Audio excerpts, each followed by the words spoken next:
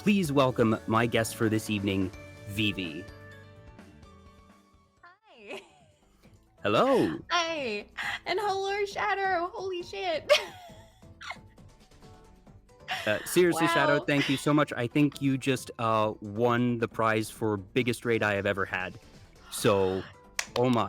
Hachi. Hachi Uh, Hachi. yeah, let's see here. So, gonna do this real fast. Diet Jelly, Mr. Sheepyson, TJ Styles, 1992, Carrot, Devious 9 Ball, Dawn Strider, Fallen Shadow, Lolek 1818X, Larusoni, Govankar, and Pearl. Thank you all so much for the follows. Oh boy, oh gosh, Captain Shotgun, Shumi, so I'm gonna let those pile up for a little bit. So for starters, in case anyone who isn't already familiar with you, Vivi, if you could please introduce yourself. All right. Hello. If you have never seen me before, it's lovely to meet you. I am Vivi, or Vividly Vivi, or I used to be known as Vividly ASMR. But I decided that I don't do ASMR all the time, but I am Vivi all the time. So, hence the name change. Anyway, so I'm radioactive Australian VTuber, and pretty much I just do whatever I feel like. I don't really know how else to introduce myself beyond that. That's what I say when there's raids. It's still a good intro. That it really encapsulates you. That ASMR is sort of where you got your start, but you have very much moved beyond that and have become just a full-time, all-purpose variety streamer. And you are very much living your best life.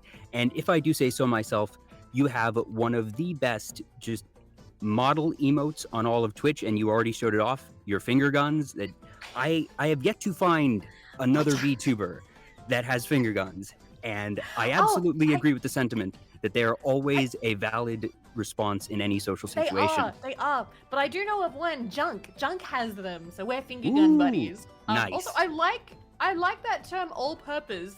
I'm taking that. Please, by all means. Sounds industrial. I like that. Kind of vibe with it. Yeah. Bakin, Daybreak, Skillunt, I believe, Lord, XIVIX, I'm not going to try and parse out those Roman numerals right now. The Last of Hollows, and Draconic Kaiser, thank you all for the follows. Oh boy. Hi guys. We're going to have a really good time tonight. I'm very excited. So, Vivi, there's many places that we could start, but one thing I do want to sort of get out of the way, because it's a big thing in your life that's happened recently. You got a cat. Oh yes, that is definitely somewhere to start. She's currently screaming 2 rooms over. You can't hear her because thankfully the doors are quite good. If you need to let her in and give her pets, it's fine. She would not be the first cat to guest star on Vtuber Talk. It's totally fine. No, I'm very much a mommy's busy, sweetie kind of pet. That is also valid. Which is a little bit harsh, I think.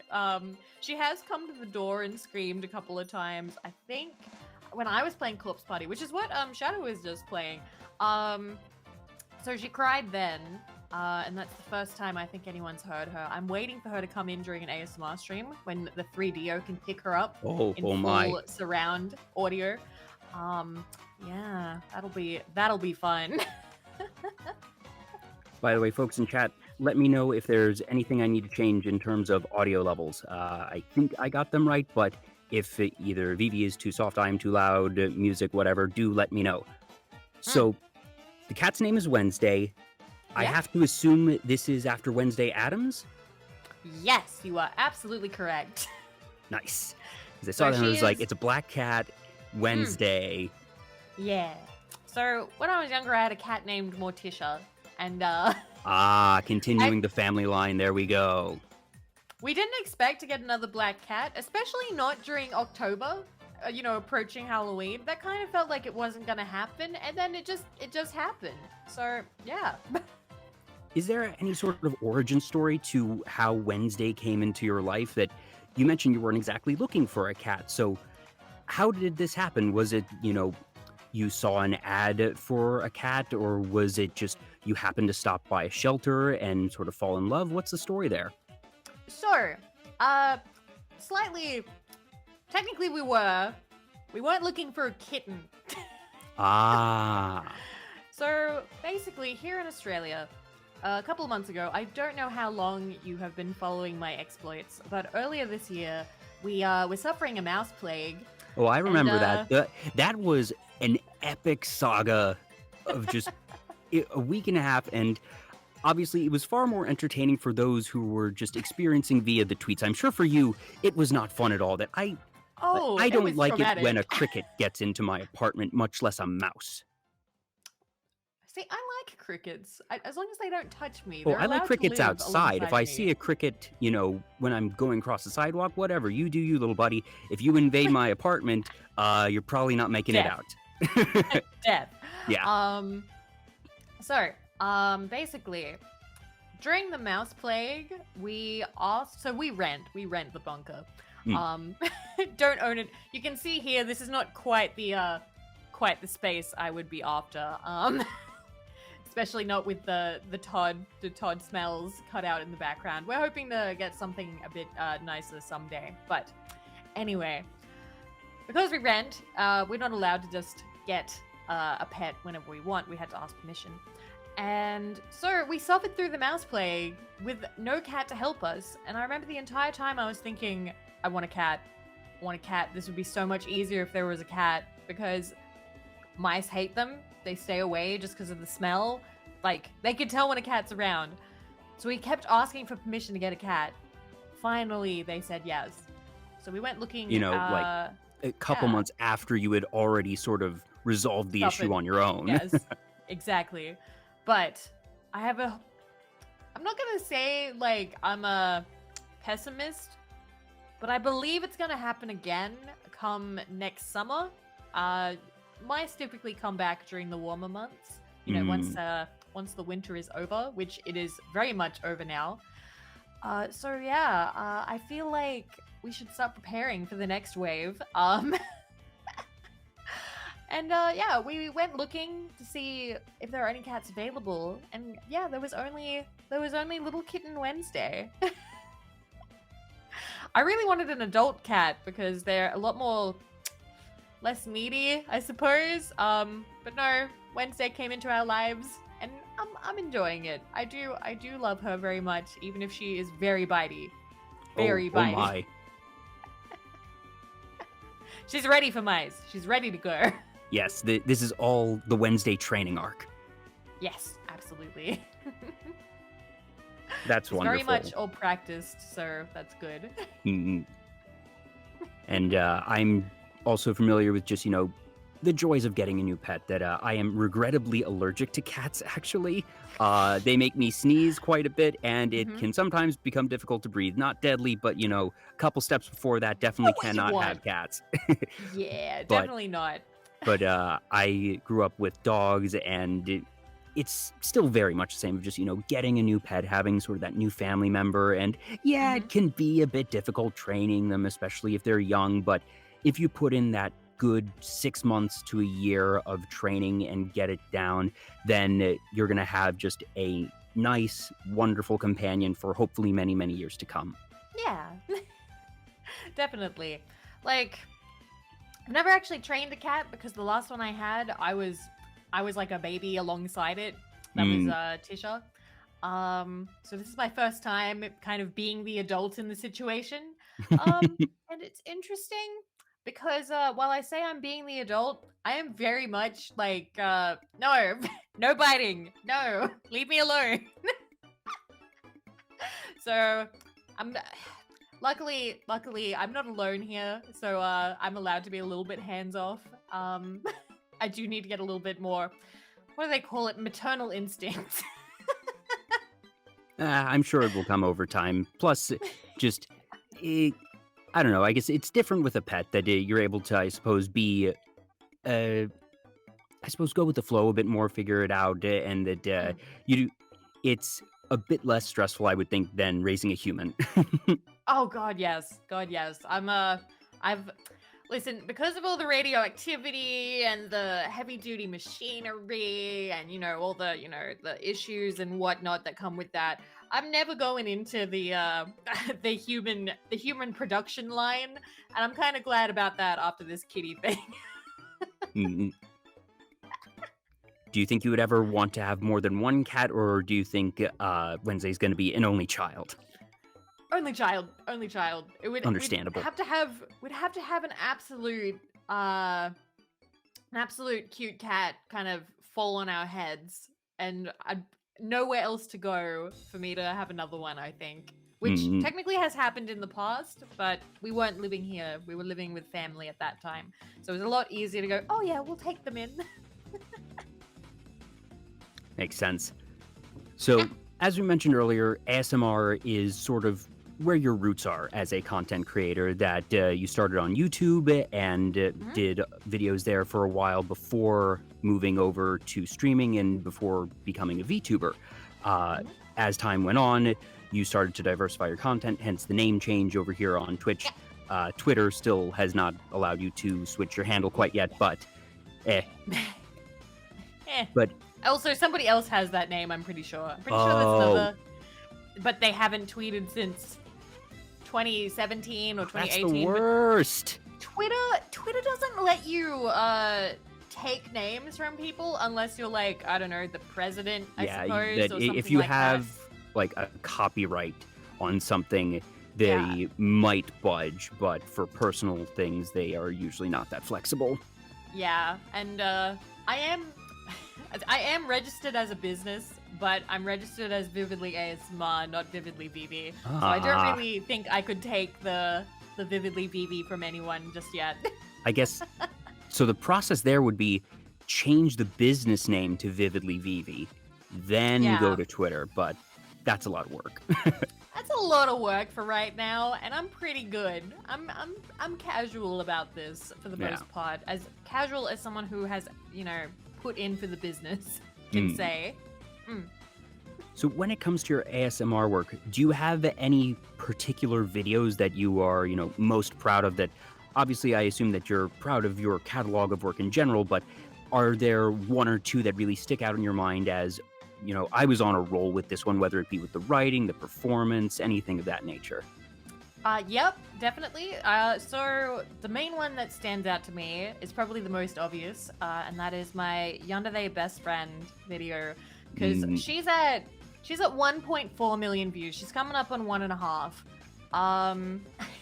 And I love her to pieces. She took a very long time to write, and that was back in 2019, actually. She's one of my earlier videos.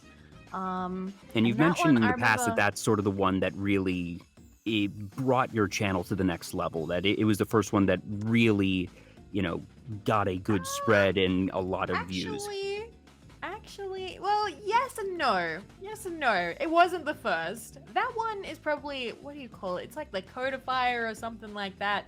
The one that really brought everything together was actually Succubus Waifu. That one was the first one. So before then, I had a bunch of videos where I kind of talked up here like this, and this was like the ASMR voice. It was just kind of higher up because that's kind of what I assumed that everybody wanted. And it was just easier to do. It just felt a bit natural at the time. But then, my best friend, who I work with a lot and is also upcoming Edda sibling, directed to Nemo. We've been working together for a while now. In 2019, he said, "Hey, Vivi, what if you had a lower voice? What if you did the lower voice instead of this higher voice you always do?" And I told him no. I was like, "No, that's never gonna happen. That would be terrible. Nobody wants to hear that. You're insane. That's fucked up." And then I thought about it a little bit more. I'm like, my voice is on the lower side. Maybe it would feel better. Maybe it would be natural. So that was the very first audio where I brought my voice down to a lower level, to what a lot of people now regard as like the mommy voice, the sultry voice. And that's kind of where it goes now. And it went very well. It went very, very well. So, Nemo, I'm sorry for doubting you, buddy. I tell him that a lot, actually, but I am genuinely grateful that I got that little shove to try something new, because that was when everything kind of picked up. So people were like, oh shit, you got range. You got this like higher one. You've got like the mommy voice. You've got whispers and shit. Let's go. So yeah, that was the one that kind of picked everything up. And then Yandere Best Friend, I think, was sort of like the I'm in it for realsies. If you do ASMR roleplays, anime ASMR roleplays over on YouTube, you experience a different world once you've got once you do a yandere roleplay. You get a different crowd, and you really experience the full force of the audience, I think, once you do a yandere one. Because that's the term that everybody's searching.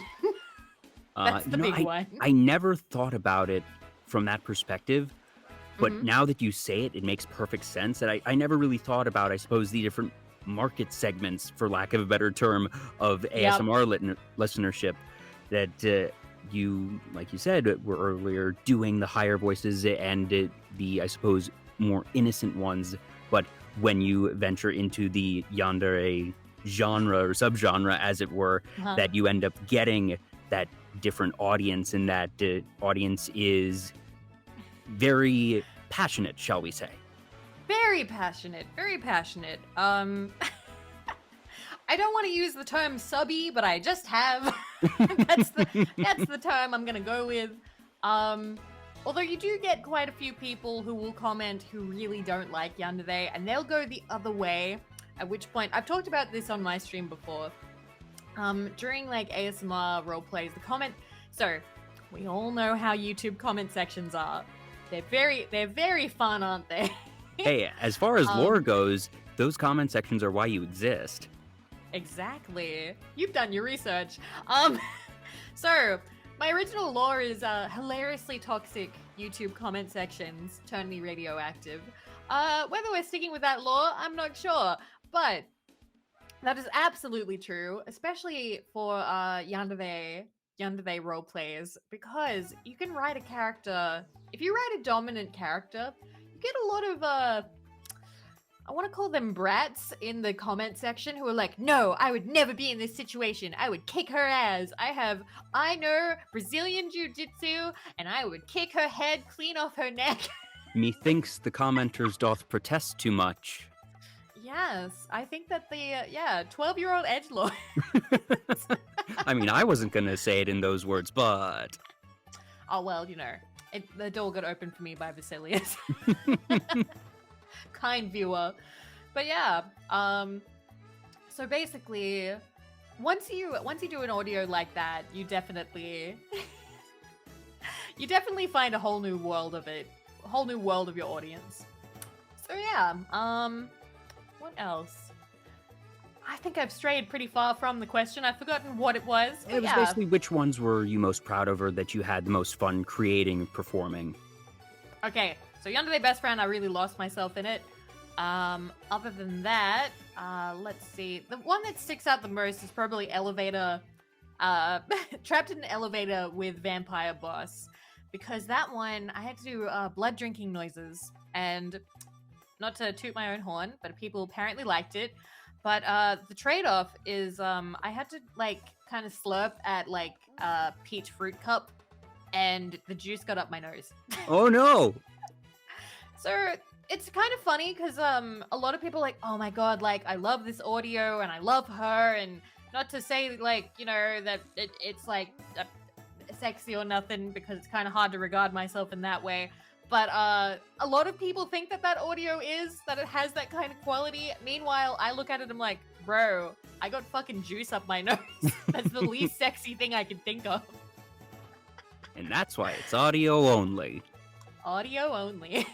Absolutely nothing else. So yeah, those are definitely the two that stand out the most to me, aside from maybe Succubus Wife for changing everything. I have had fun with other videos, but yeah, definitely those are the main ones. Those are the main ones for me. Do you enjoy listening to ASMR, or as a ASMR creator, is it now a bit too close to home that you're not necessarily able to enjoy it as much because you're either thinking about it on a technical level, or that just, you know, that type of familiarity makes it difficult to really engage with it? Okay, so I have technically two answers I could give for this. The first one is the fluffy ooh. Of course I love ASMR. It's great. Like, you know, it's fine when, you know, and I'm going to stand by the fact that I believe that anyone can do ASMR. That is true, okay? And you don't need a lot of fancy equipment. You don't need a fancy mic.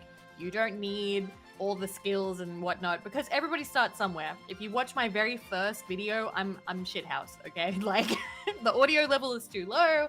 The script is really, like, kind of awkward and just kind of short. Anyway. Everybody starts somewhere. Yes, I'm trying to get everyone to join the cult. Hi, Tane. Hi, Tane. But I will say that I do have a bit of difficulty with certain videos on YouTube now, because I'll be like, turn up your gain, or like, no, that's not, no, don't do that, no, you're damaging your stuff, or like, there's just technical things I think that I still kind of nitpick at, but I definitely still do enjoy ASMR, because you can fall in love with voices very easily, and once you find one, it's just you tune into it and your brain melts and you can enjoy that, just like how ASMR should be. So like, what was I gonna say? I think there's only one instant put off for me, and the instant put off, and this is like a little ASMR tip, I suppose, for anybody, which is, if you're doing ASMR, I'm gonna bring you in close for this. If you're doing ASMR, it's good to talk kind of maybe a little bit naturally, but slower, gentler, quieter, just, you know, it's soft. This is soft talking. And then there's also whispering, which is alright. But there is a kind of whispering I hate, and it is usually the first kind of whispering that people go to. It is their very first, like, oh, ASMR is just whispering, so I'll whisper. So they talk like this. They whisper. Yes. The forced stage whisper. Yes, very harsh on the ears. It's not good for ASMR. Please do not do that. Whisper shouting, yes. I have come into some like new whisper people, and they'll have a video where they're talking like this, and they'll be like, "Is this ASMR? Is this working?" And I feel so bad. I'm like, no. That's harsher on the voice as well, isn't it? It is. It's very bad for your vocal cords. Do not whisper like that. It's actually it's a lot better to on your voice do gentle, slow, soft talking over harsh whispers. So I've never actually said that, I think, in a public stream, but oh boy, luckily all new ASMR tips exclusive here on Vtuber Talk. Here on Vtuber Talk. Yeah. Luckily, that hasn't happened much from what I've seen on Twitch. Majority of the people trying ASMR on Twitch go for the soft, gentle voice, and maybe a little bit of like, I don't know how to call it. It's a very nice sort of like a slight whisper. Like, just that. Not harsh. What's some other don't do this or you ruin your voice tips? Don't whisper for, God, how many hours was it? I think they say that you shouldn't whisper for like over an hour or 2 hours. What else? I'm not great at the voice maintenance stuff. It's a lot of it is kind of common sense. Like, maybe don't talk for 8 hours. That's a good place to start. I did acting throughout high school and some of college, and I have a very distinct memory of, in the week or so before a show that, rehearsals go late and people are trying to save their voices, and one thing that people would always say is, don't whisper, because some of the freshmen, like, their initial thing is, oh, if I need to save my voice, I'll just talk quieter for the week, right? No, don't do that. That is literally, like, the opposite of helpful. And just talking in whatever your natural range is, your natural tone, natural volume, is always Mm. going to be what is least stressful on your vocal cords because it is what is natural. That's where your voice wants to go. Yeah, and just in general, for that, and also tonality of whispers, that stage whispers, like I said, sort of, this is a forced stage whisper, and it's not that great when it comes to acting either. It doesn't matter if it's ASMR or not. I love it. Currently, what was I gonna say? God, what else do they say? I think they say like avoid dairy. I think they say that dairy kind of fucks that's with something your that voice. I've heard as well. But I've heard it from enough people that I trust to believe that there's some science behind it. But maybe, yeah. first and probably. foremost, it's really just not forcing yourself to do anything unnatural vocally that is going to, help you the most, and, making sure that you remain comfortable and not overexerted. Yeah. Also, breathing. Mm. But I think most people breathe, but I do know that there are some people who this was more in 2019. I remember talking to somebody, they're like, oh man, ASMR is so hard, am I right? Like, you have to breathe so little. I'm like, Huh? You're not breathing? Why are you not breathing? I don't care if you're doing ASMR or anything else, not breathing is a generally inadvisable practice. Yeah, they were like, oh, you just gotta like force yourself to like breathe as little as possible. I'm like, no, honey. Please breathe. I think most people breathe out of context, Vivi. But yeah. So yeah, other than that, it's funny, I have very little super practical advice. I've had quite a few lovely people approach me and be like, hey, I want to get into ASMR, how can you help me, blah, blah, blah.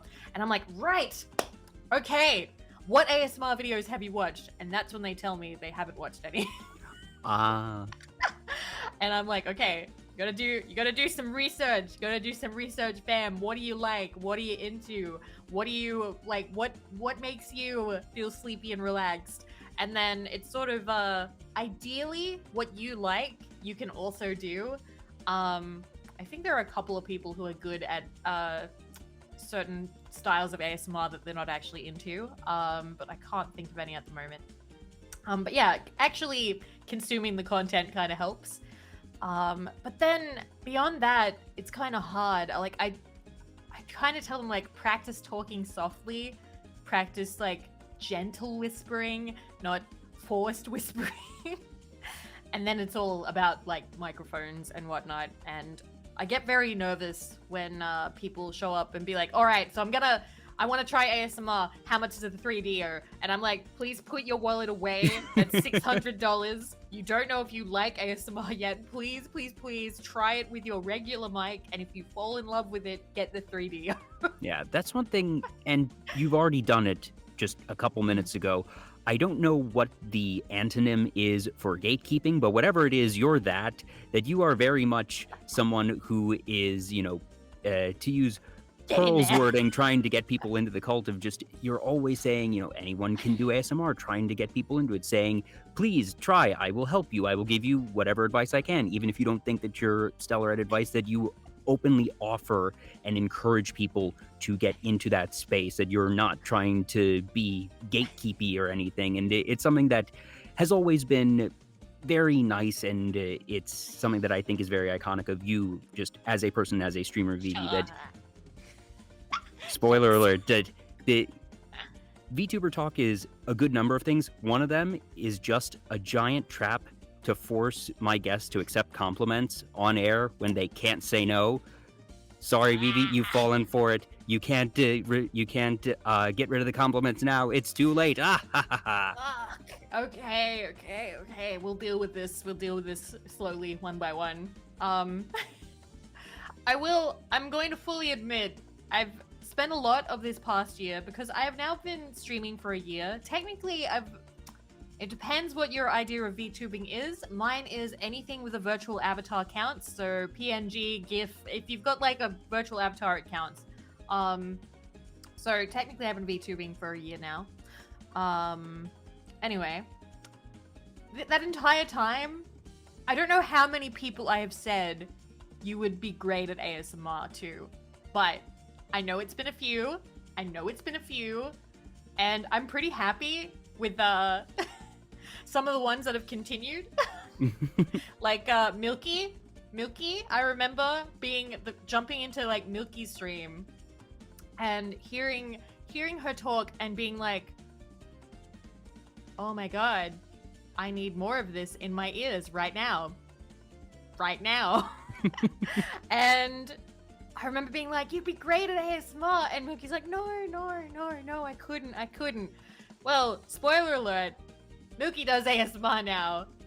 Let's go. It wasn't just me. There was a lot of people in chat agreeing, so I can't take all of that credit for myself. But there was quite a bit of like, come on, do it.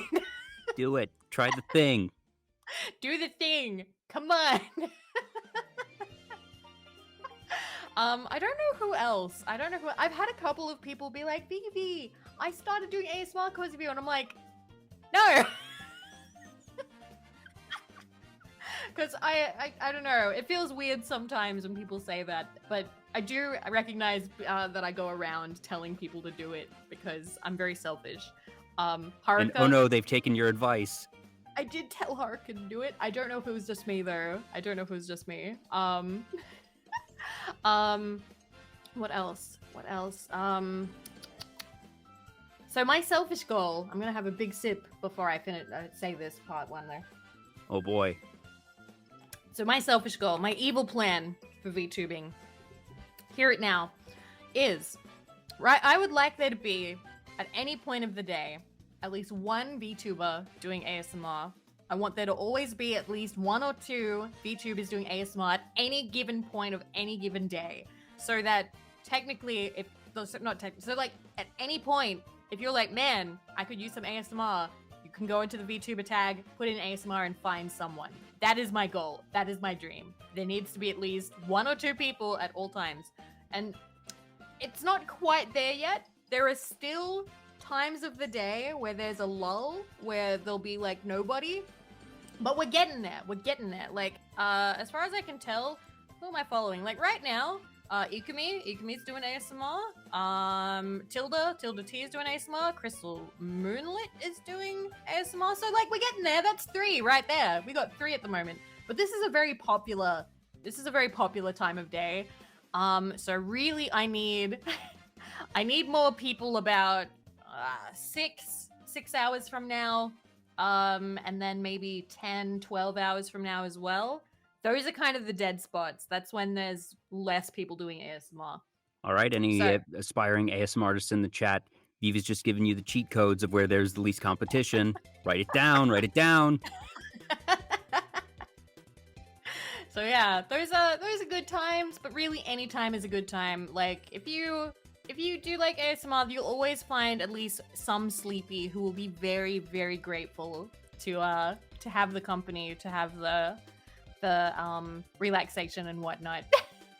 Mm-mm. So yeah, that is the evil plan. Truly diabolical. I'm trying to think. It's been so long at this point, I can't recall exactly how I found you. That I think the first time that I ever saw anything about you, there was a tweet.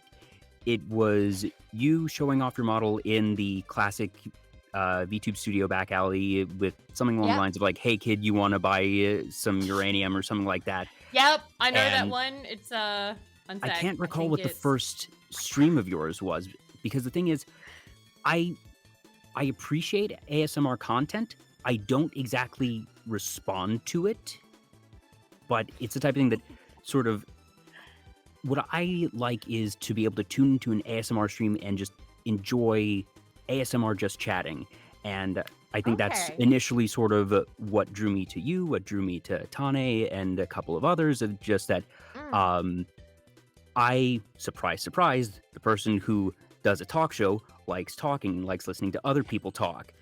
And I don't care if it's in ASMR whispers or if it's as loud as Poppy.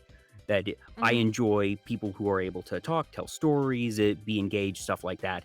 And that was part of, I guess, really what sort of led me to you in the first place. And along the way, I've still listened to lots of your ASMR content, and it's clear that you have just a genuine joy for it, that you're, even if you've moved away from the script writing that you used to, and I know you're trying to get back more into it, but that even if the name has gone from ASMR to Vivi, that's still a area that you're very passionate about. It's not out of the name because that's still going to be there. It's just now ASMR plus plus.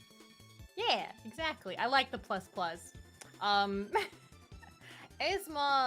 for me, I like talking a lot. I like hearing voices. That's not to say I don't like triggers. A lot of people have at least a couple of like sound-based triggers that they really enjoy, that they really like. But for me, it really is the talking, because I don't know, it's also company, having them right in your ear and being able to like chat back. And that's why I really do like Twitch and just ASMR streams in general, because you get something that you can't have with just a regular pre-recorded ASMR video. Yeah. Because you can't interact, you can leave a comment, but that's about it. I don't know, there is something very enjoyable about having like that interaction added on top of your ASMR experience. So folks, if you're interested in ASMR, just do it. Just do it, okay? Okay? You can do it with pretty much any microphone, all right? So like, I'll admit there are some microphones I like better than others. I don't like Blue Yetis. But I started with a Blue Yeti, and technically Blue Yetis can be good. Technically you can get good sound out of them. It's just my Blue Yeti betrayed me and died after like 3-4 months. Mine betrayed me after a bit over a year, about a month ago. I'm actually currently on a cheap one that I recently bought. I'm probably going to invest in a better one over the holidays or something, but you know, fortunately for someone who just does a talk show, I don't need anything particularly heavy duty. You know, we'll see. Get you something nice. Come on, Christmas is coming up. Yeah, let's get you. I'm get you looking a good around. one. I'm glancing around. I'm definitely going to upgrade to something. Just don't know quite what yet. But outside of ASMR, as mentioned, you do a lot of gaming. And one thing that you are very gung-ho about in gaming is achievements. Yep, that's me. That's me. Completionist. So, is there a particular game that you are most proud of having all the achievements in, that you know you can point to and say, I did this? That this is one that you know is either really difficult to do or just personal pride because of the title? Honeypop. 100% Honeypop. Because I did challenge runs for Honeypop and I fucking nailed it. It took a while too. I think it took a couple of months. So Honeypop has some it has some achievements that are like all of you, come on. I can hear the audience in my brain right now. So like Honeypop, I know, is infamous because, you know, they can get naked. For some reason, okay, I don't think about that. I don't think about it very much because the gameplay, the puzzle play of Honeypop it's fucking amazing. It's better than Bejeweled. It's better than any other puzzle game there is. Honeypop is the best one. It's the best one. And yeah, there's naked anime girls, but they're just on the side, okay? Whatever. I'm fine secondary. with that. That's secondary. I'm here for the fucking puzzles. And basically, we should talk about what Robin just brought up in a sec. So Honeypop, I did some challenge runs, which is you have to do like a no item run. You don't talk to the girls at all. No upgrades. That killed me. That almost killed me. That took me months because a lot of it was RNG. Because if the field generated a poor like setup for you to begin with, you weren't gonna make it without upgrades and items and things like that. You just wouldn't be able to beat it. It took months and months of trying, and eventually I managed to, I think I had to clear 3 girls without doing any upgrades. I finally did it, and I was like, yes, 100%, let's go. And I think I pinged my server at the time. I think that was either 2019 or 2020. I think I full-on pinged the server to be like, guys, I 100% in Honeypop. And everyone's like, Vivi. What the fuck? What time of night was it when that happened, dare I ask? It's nighttime everywhere, forehead. He's There's not always at wrong. least- She's not wrong. It's always nighttime somewhere. So, like, listen, time makes no real difference to me. Yes, you will get pings from me at 3 a.m. You will get pings from me at 3 p.m. You will get pings from me at 6 in the morning and 6 at night and midday and midnight. It doesn't matter. That came off very Dr. Seussy. I was thinking that. I was just like, still, Seuss is good stuff. That's an entirely separate topic. But anyways. Yes. But I just go live whenever. So that's probably a different talking point. I'm very laissez-faire with how I approach everything. Real quick, I do want to bring up, yes, we 100%ed a game literally last night. Yes, I saw one go. half of the VOD. I was watching that on and off throughout the day today. That it The was dev showed dogs. up. Yes, I saw that. I saw that. Holy shit. I still can't believe... Last night was a big night for me because the dev showed up and that was a shock because I'm like, oh wow, because I love that game. It's the sequel to a game I already loved, which was Cats Organized Neatly. So having the dev show up while I'm like, you know, doing my thing, playing my game, and because the way they dropped it, it was kind of a subtle thing that it was just like, oh, loving the vibes here. Thanks for playing our game. And you had this moment. And I'm like, what? Our game? Our game? Our game?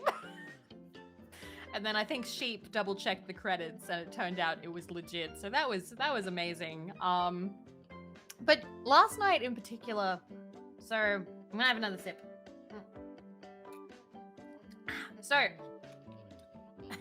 and oh, wow. Yeah, last night was a big night. I'll talk about that in a sec. Oh, don't worry. I was going to get to that game eventually, too.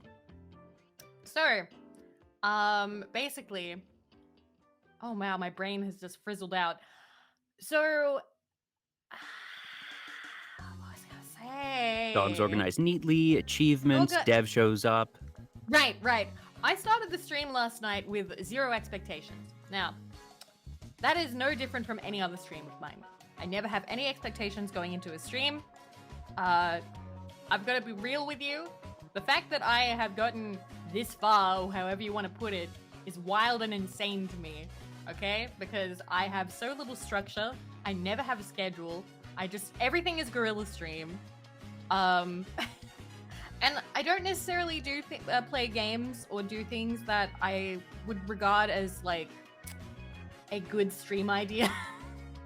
I've had a lot of people be like, you know, why don't you do a schedule? Why don't you, you know, plan this out and pull out what you're doing? But I say lazy. I'm very lazy with how I approach everything, which I know is not probably the best way of putting it.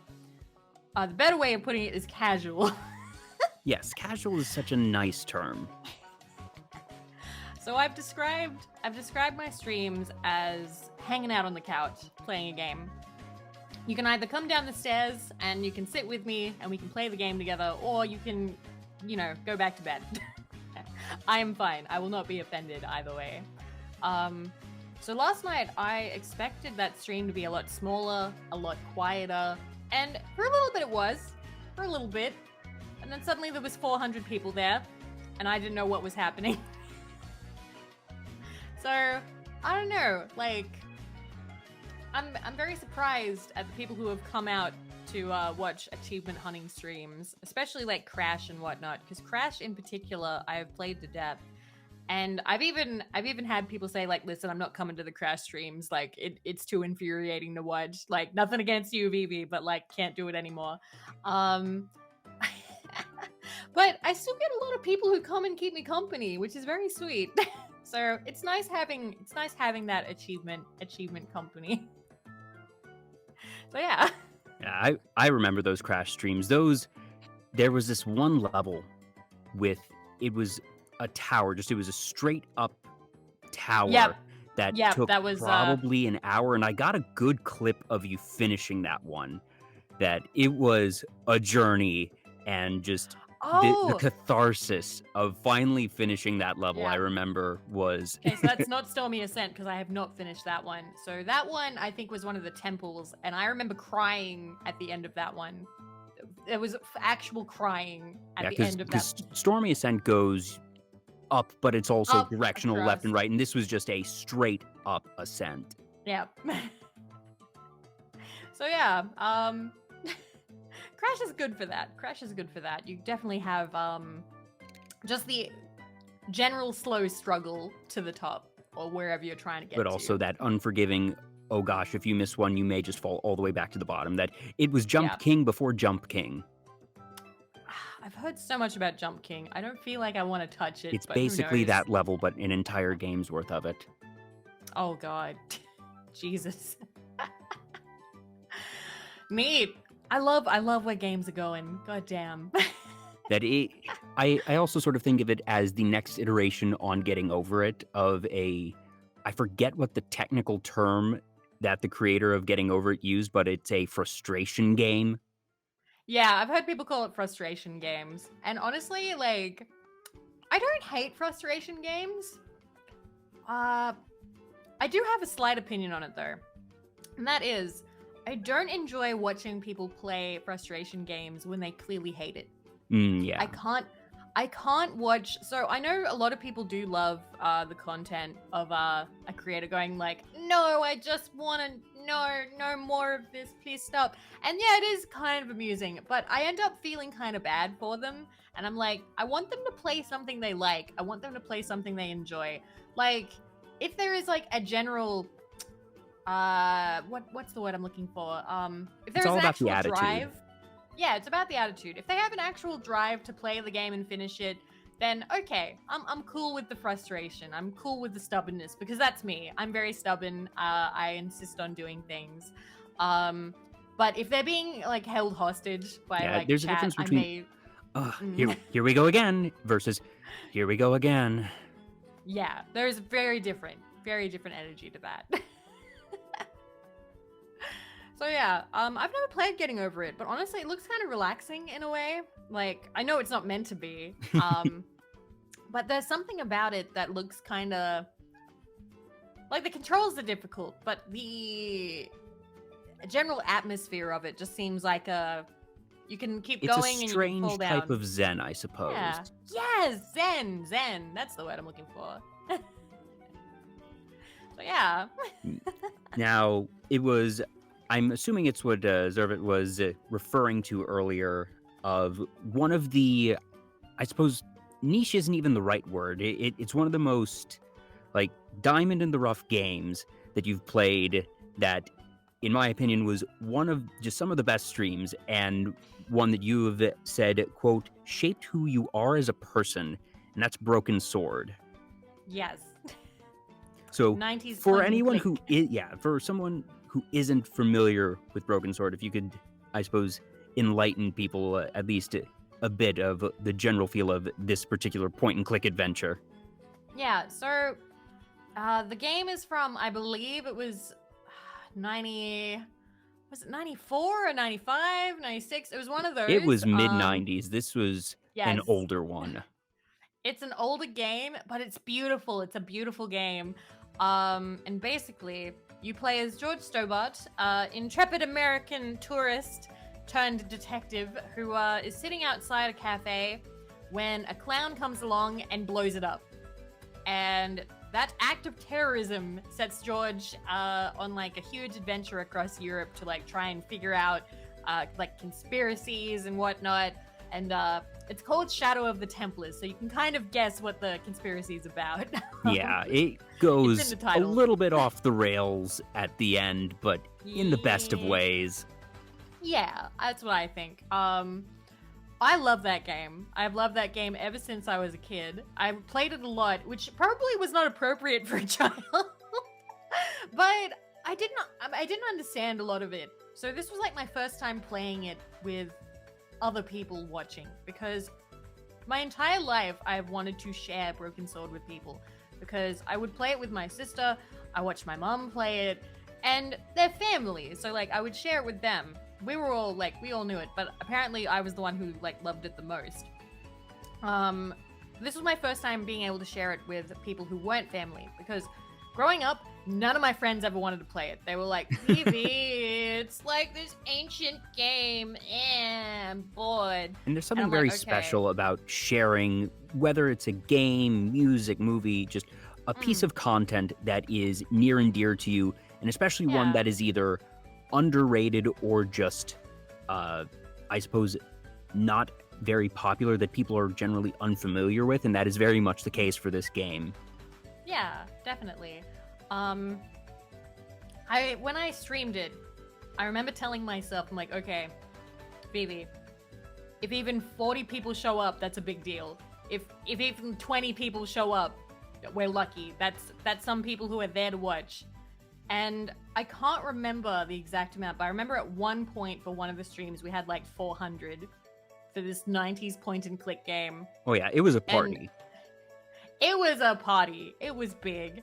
And I remember being so shocked, but so happy about it, because I was finally able to share this game that I loved so much with so many people. And I've saved the VODs. Sadly, I think, God, it's a very small amount has been muted. I think it's like a minute or something.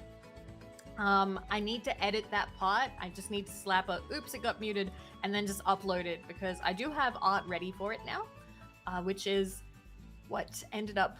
So I uploaded the art to Twitter because I was like, fuck it. You know, that's what you do when you get a scab. You upload it to show everyone. And I tagged the company that made Broken Sword because I went, fuck it. I want to show them. And then they retweeted it. And then they commented and they liked it. They had they did like a that isn't the emoji. consequences of my own actions. Isn't it the consequences? But that was a couple weeks ago. That was like a week or two ago. And then last night, the director and CEO and one of the writers of Broken Sword quote retweeted it. And I think, I can't remember what he said. I think he said it was lovely or something. Let me find the exact. I saw it come across my feed again. I didn't realize that's who it was. That's who it is. What a beautiful, joyful image of Vivi by, and then he tagged the artist, Samomi. And that was at 2:25 in the morning. It is now 11 a.m. So that was a little bit hard to fall asleep after. And I was shaking. I was like, holy shit. That is a big thing, especially like you said, that just, you use the words, shaped who you are today. And I suppose, how so? That what about it really shaped you, whether it be in your taste or just anything? That's a big thing to say about anything. It is. So that is the game that I play when I need to reset, along with New Vegas. I have two favorite games. I have Fallout New Vegas, which is my #1 favorite game. And we will get to New Vegas, don't worry. Oh yeah, I've got a lot of rants about that. And then there's Broken Sword. Now, New Vegas came out in 2010, so I can't really tie that to my childhood. Broken Sword has always been there. For as long as I've had a brain that can hold memories, Broken Sword has been around. There's been like the little CD case with the game with George Stobart's adventure on it. And I have so many memories from it, and there's so much that I would go back to. It was kind of just, it was always there. It was always there. And George in particular, he's like got this sardonic, sarcastic, snarky kind of like, but it's clever snarky. It's not necessarily nasty snarky. Yeah, and then it's also combined with, for 1996, not terrible voice acting, but it's also 1996 voice acting. Oh yeah, so some of the accents are absolutely fake as fuck, but they're still, I really enjoy them. It's certainly better than the average. That was one thing I distinctly remember of when I tuned in for that particular stream, that I looked it up, because I was like, I've never heard of this game before. It looks like it might be, early 2000s, maybe 2004 or something. And then 96, it has aged remarkably well. It has. Not like some of the sequels. I want to play all of the Broken Sword games. Sadly, Broken Sword 3 and 4 are not point and clicks. They're 3D and you move around WASD and you interact that way. Ooh. And the graphics have aged so bad. and I'm looking forward to playing them in the same way that I'm not looking forward to playing with them. It's going to be a dunk session with chat whenever that does happen. Also, I think the writing took a bit of a dive as well. The first one is definitely the best one, even with the writing. There's like a lot of moments in it that are like, there's a lot of like, oh shit kind of moments that happen in it. Like, yeah, there are some legitimate twists there. That it is a, I suppose a thriller would probably be the best way to classify it. Yeah. There's definitely some like thriller moments, because you know there's an assassin and shit. Come on, and I remember sharing those moments on stream, and I was so happy seeing chat react, being like, "Oh no, oh no, oh no," or like, "Oh shit, I need to upload that VOD." Like, I'm so glad I have it. I gotta get on that. I gotta get on that. I have no VODs at the moment, at least not on YouTube. Anyway,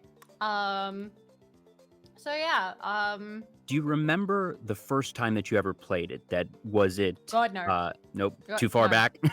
Too far back. I was a child.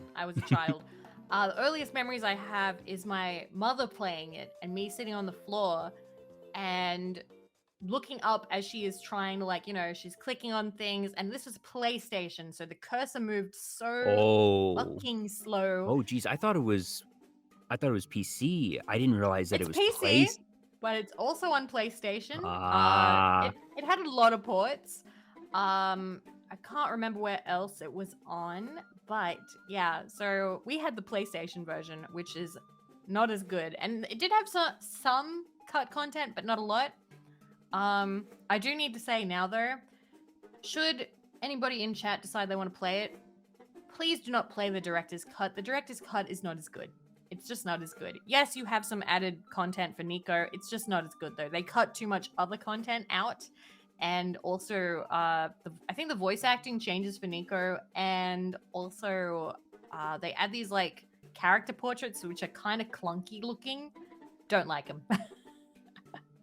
Personally. Mm-hmm. So yeah.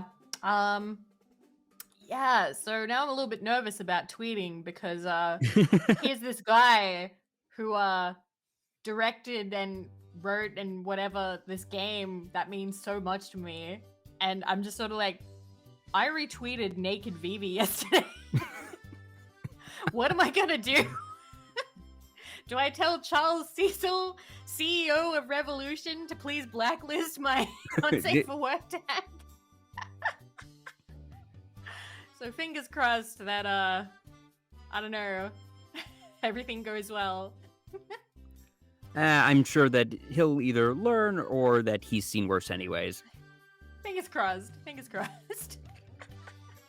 But as you mentioned, the other big game for you is Fallout New Vegas. And I suppose the big question for starters is, did your love of radioactive imagery, themes, and motifs come because of Fallout New Vegas, or did you already love those themes and that is part of why you love New Vegas? So, no and no. Oh, okay. Basically. And so this is a fun little story that chat mostly knows, I believe. So when I first designed Vivi, she was a lot more ordinary looking. She wore jeans, she wore like a green jacket thing. She still had like a white tank top and like a belly button exposed, and we had the smiley face headphones, but the very first time I drew her, they were around her neck. She just wore them around her neck. I do remember seeing this earlier concept art. Yeah. She had a badge, and the badge said, and I need to explain that this is an Oh yes, I've heard this story. Yes, it's a Simpsons joke. Nuke the whales. It said nuke the whales. And I just wanted a little nod to The Simpsons because I love The Simpsons. However, there are a lot of people who have not seen The Simpsons, so a lot of people went, Vivi, Vivi hates whales. Why do you hate the whales? WTF? Like, it was a little bit awkward. So like, I had to change it. I had to change it to make it obvious that it was a joke. So I would change it to say like nuke anxiety, nuke feet, nuke fire, nuke anything. Anything I could, like, it would say nuke blah, blah, blah. Anyway, eventually, when like the VTuber stuff started kind of formulating, when I was watching Lemon Leaf do the VTuber stuff, because she was the first one that I watched. She was my friend, and I'm like, all right, let's watch. And at first I was like, nah, I'd never do this. I could never do this. I absolutely can't. I'm not strong enough for that. Fast forward, here we are. Anyway, I eventually started doing design things, and I went with the nuke theme, and it was mostly because of that badge, because people kept being like, oh, nuke Vivi, and I'm like, okay, we can play with that. And I love Fallout New Vegas, and I do like the aesthetic now, but it's absolutely not what formulated the design. Okay, because I knew about the badge. I didn't, I somehow along the line missed that was the actual impetus for eventually the full-on design. I knew it was a part of it. I didn't realize that was sort of the primary factor, though. That's really cool. Little beginnings. Some of the best things in life start off as just a little joke or a one-off line that just keeps going and then keeps going. Yup.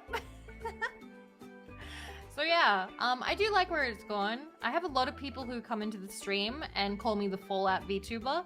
Or There's worse Vegas things to be VTuber. called. There are much worse things to be called. So I am happy with how it's gone. I don't mind being known as the nuke tuber. I've had a couple people assume that I'm an anthropomorphized nuke. I've had people think that I'm anthropomorphized radioactivity. So I'm cool with any of it. It's fine. I'll roll with it. Vivi is Vivi. Always thought that the Aussie nuke testing site's the inspiration. No, I didn't know about that for a while, actually. And a lot of people don't know about that. That Australia had a lot of nuclear testing out back. But yeah, that's the thing that happened. One second, I want to catch up on some of these follows. Frozen Reaper, Robin the Bobbin 99, Nabasito, Mech Hawkins, Monster, Macro, Ashen Gray, Tio Demis 123, Kira Kal, Donut Bro, and Lorpna. Thank you all for the follows. Yes, I have been around. Bro, Yep, I've been around. I know Donut Bro. Yay! He's famous now. When it comes to New Vegas, do you have any favorite characters or plot lines? That obviously it is a large, sprawling game, but is there any particular character or story path that has really spoken to you or that you really seek out when you're doing your playthroughs? Because you've done many, many playthroughs. I have done many, many playthroughs. So I love Chief Hanlon of the Rangers. So he's voiced by Chris Christopherson, I believe. I'm slowly remembering the voice actors, and I really love. He has amazing voice, and he does this amazing job of I don't know, expressing this kind of like sadness. This just he's completely like I want to say like desperation, but also he's sort of, I don't know, sadness is the only thing I can think about. There's this sadness in his voice that is so real and tangible. Melancholy? I love it. Maybe?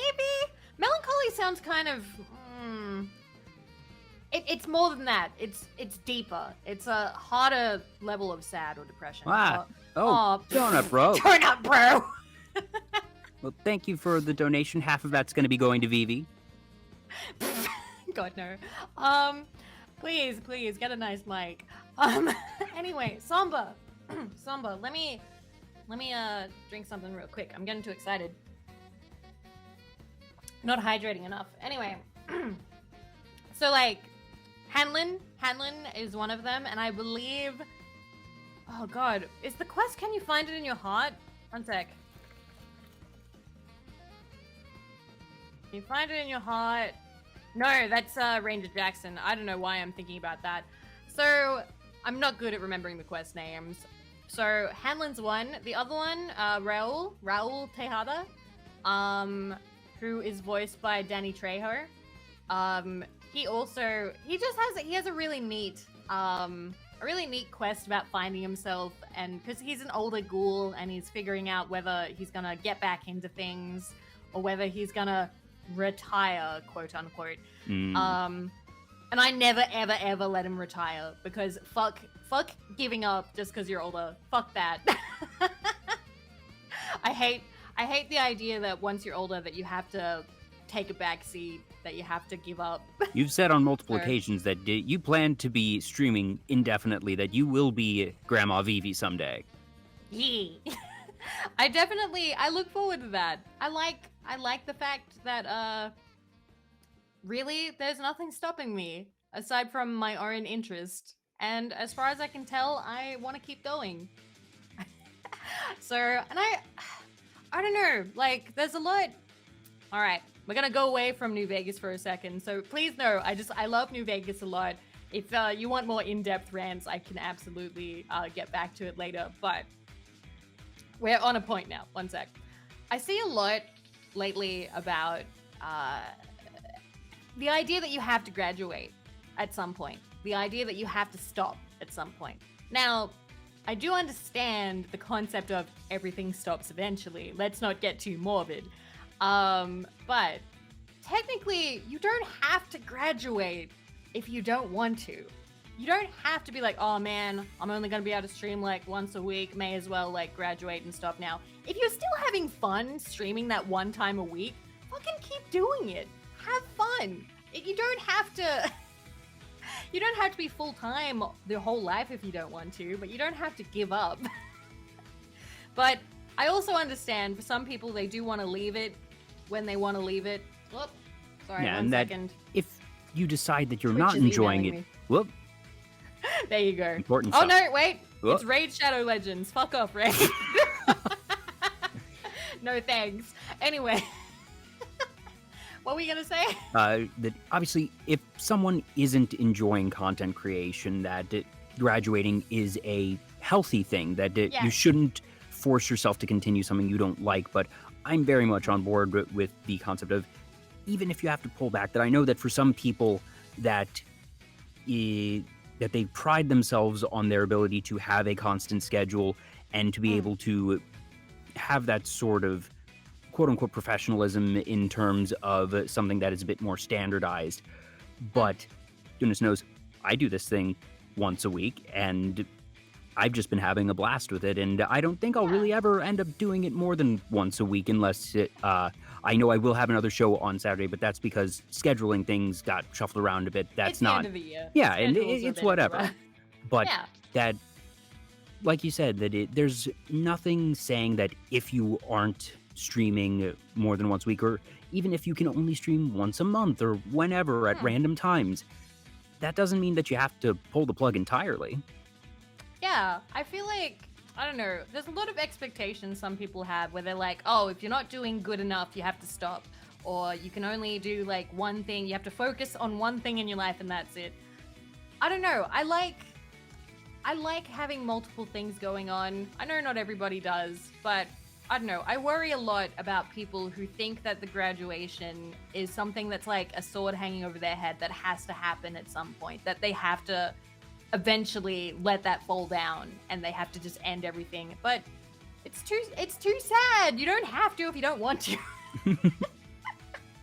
Only graduate if you genuinely want to. Otherwise, take a hiatus. Because like, I've taken a hiatus from YouTube. I haven't uploaded anything since February. A lot of people have been like, oh man, it sucks that you quit. It sucks that you're just done with it forever. I'm like, no, I'll come back. I don't mind if I take a big dip in like clicks because of it. I don't care if like the algorithm hates me after this. Honestly, it's been worth it just to be able to like do whatever I feel like. But honestly, now I'm feeling like going back to videos. So I'm glad that I've taken that break and that I didn't like pull some unnecessary trigger and be like, sorry guys, I'm quitting YouTube forever. That would have been really dumb. Yeah, leaving the door open, in my opinion, is always the way to go, unless it absolutely has to be closed for personal health reasons. Yeah, I think that's probably a good way to put it. You don't have to close a door if you don't have to, okay? And also, doors can be reopened. That's why they're doors. Yep. That just, even if you did a graduation that, it might feel a bit weird sort of going back on it saying, hey, guess what, guys, I'm ungraduated or whatever, but just do it. I'd welcome Just do it. it. I'm sure that people will be a lot more forgiving and excited than you might think. That, yeah, one or two people might be salty and be like, oh, you tricked us. Screw them. Yeah, screw them. I'm sure that we all have somebody who has graduated or even just, stepped away from a kind of content creation that we've enjoyed, that if they came back, we would be so happy. We would be so happy to see them. I hope that people know that, like, it's not something that is necessarily something you have to do, or rather even a permanent thing. Yeah. Yeah. So that's my little rant about graduation. Mm-hmm. So yeah, and I'm certainly planning on never been hanging one around. for, I suppose, VTuber convention that you never had a debut. You even had No, a I thing did of not. saying, like, screw it. You sort of had an announcement of, yeah, there is not going to be a debut. Yeah, I really gave up on that. I did have a plan at one point. I was like, oh yeah, we'll organize stuff. But the thing is, so I have a hard time enforcing deadlines with people because I'm so bad at them myself. So I had quite a few commissions kind of in the pipeline, and none of them were lining up. And a lot of them were like, Vivi, I'm so sorry, I need more time. Or Vivi, I'm sorry, like, it's got to take a back seat. Or I'm sorry, I haven't started yet. And I'm like, okay, this is taking too long. And I also have to be real. I immediately started streaming with my model like the day after I got it, like the test files, or like 2 days later. So really, I was not going to be ready to wait. So I was like, nah, fuck it. We're a VTuber now. Let's go. We're done. Yeah. No debut. And you actually got, in a way, one of those things that had initially been planned for debut on your birthday last week. Oh yeah, the lore video. Yeah. Yeah, that Nemo, who I'm not sure if he's still lurking around, but Nemo rallied several others and made Oh, it was just Kopip a... who did it. Kopip. He was Kopip, the my voice bad. actor. Yes. Yeah, Kopip. Kopip's a dear friend. Kopip's a dear friend. And he got a lot of people together to do it. And yeah, he had Nemo. I was impressed because he got Nemo to do something. Nemo is very bad at getting things done. I'm so sorry to call you out on a talk show, Nemo, but he he is very bad at doing, yes. So I was very impressed that Ko actually managed to get Nemo to voice something. I'm very proud of Nemo for doing that, and I'm very impressed by Ko, and I'm very grateful. Especially because when Ko and I met, we were not friends. So it's very sweet. It was very sweet seeing that lore video. If you want to check that out, I know it's still available as a VOD on Vivi's channel, at least as of time of broadcast, and I'm guessing it'll probably make its way to your YouTube channel at some point soon. Yeah.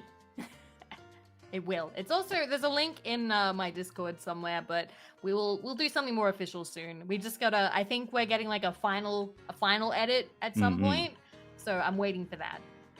Nice. Well, well done, Kopip, and everyone else involved in that. It was a really, really good video.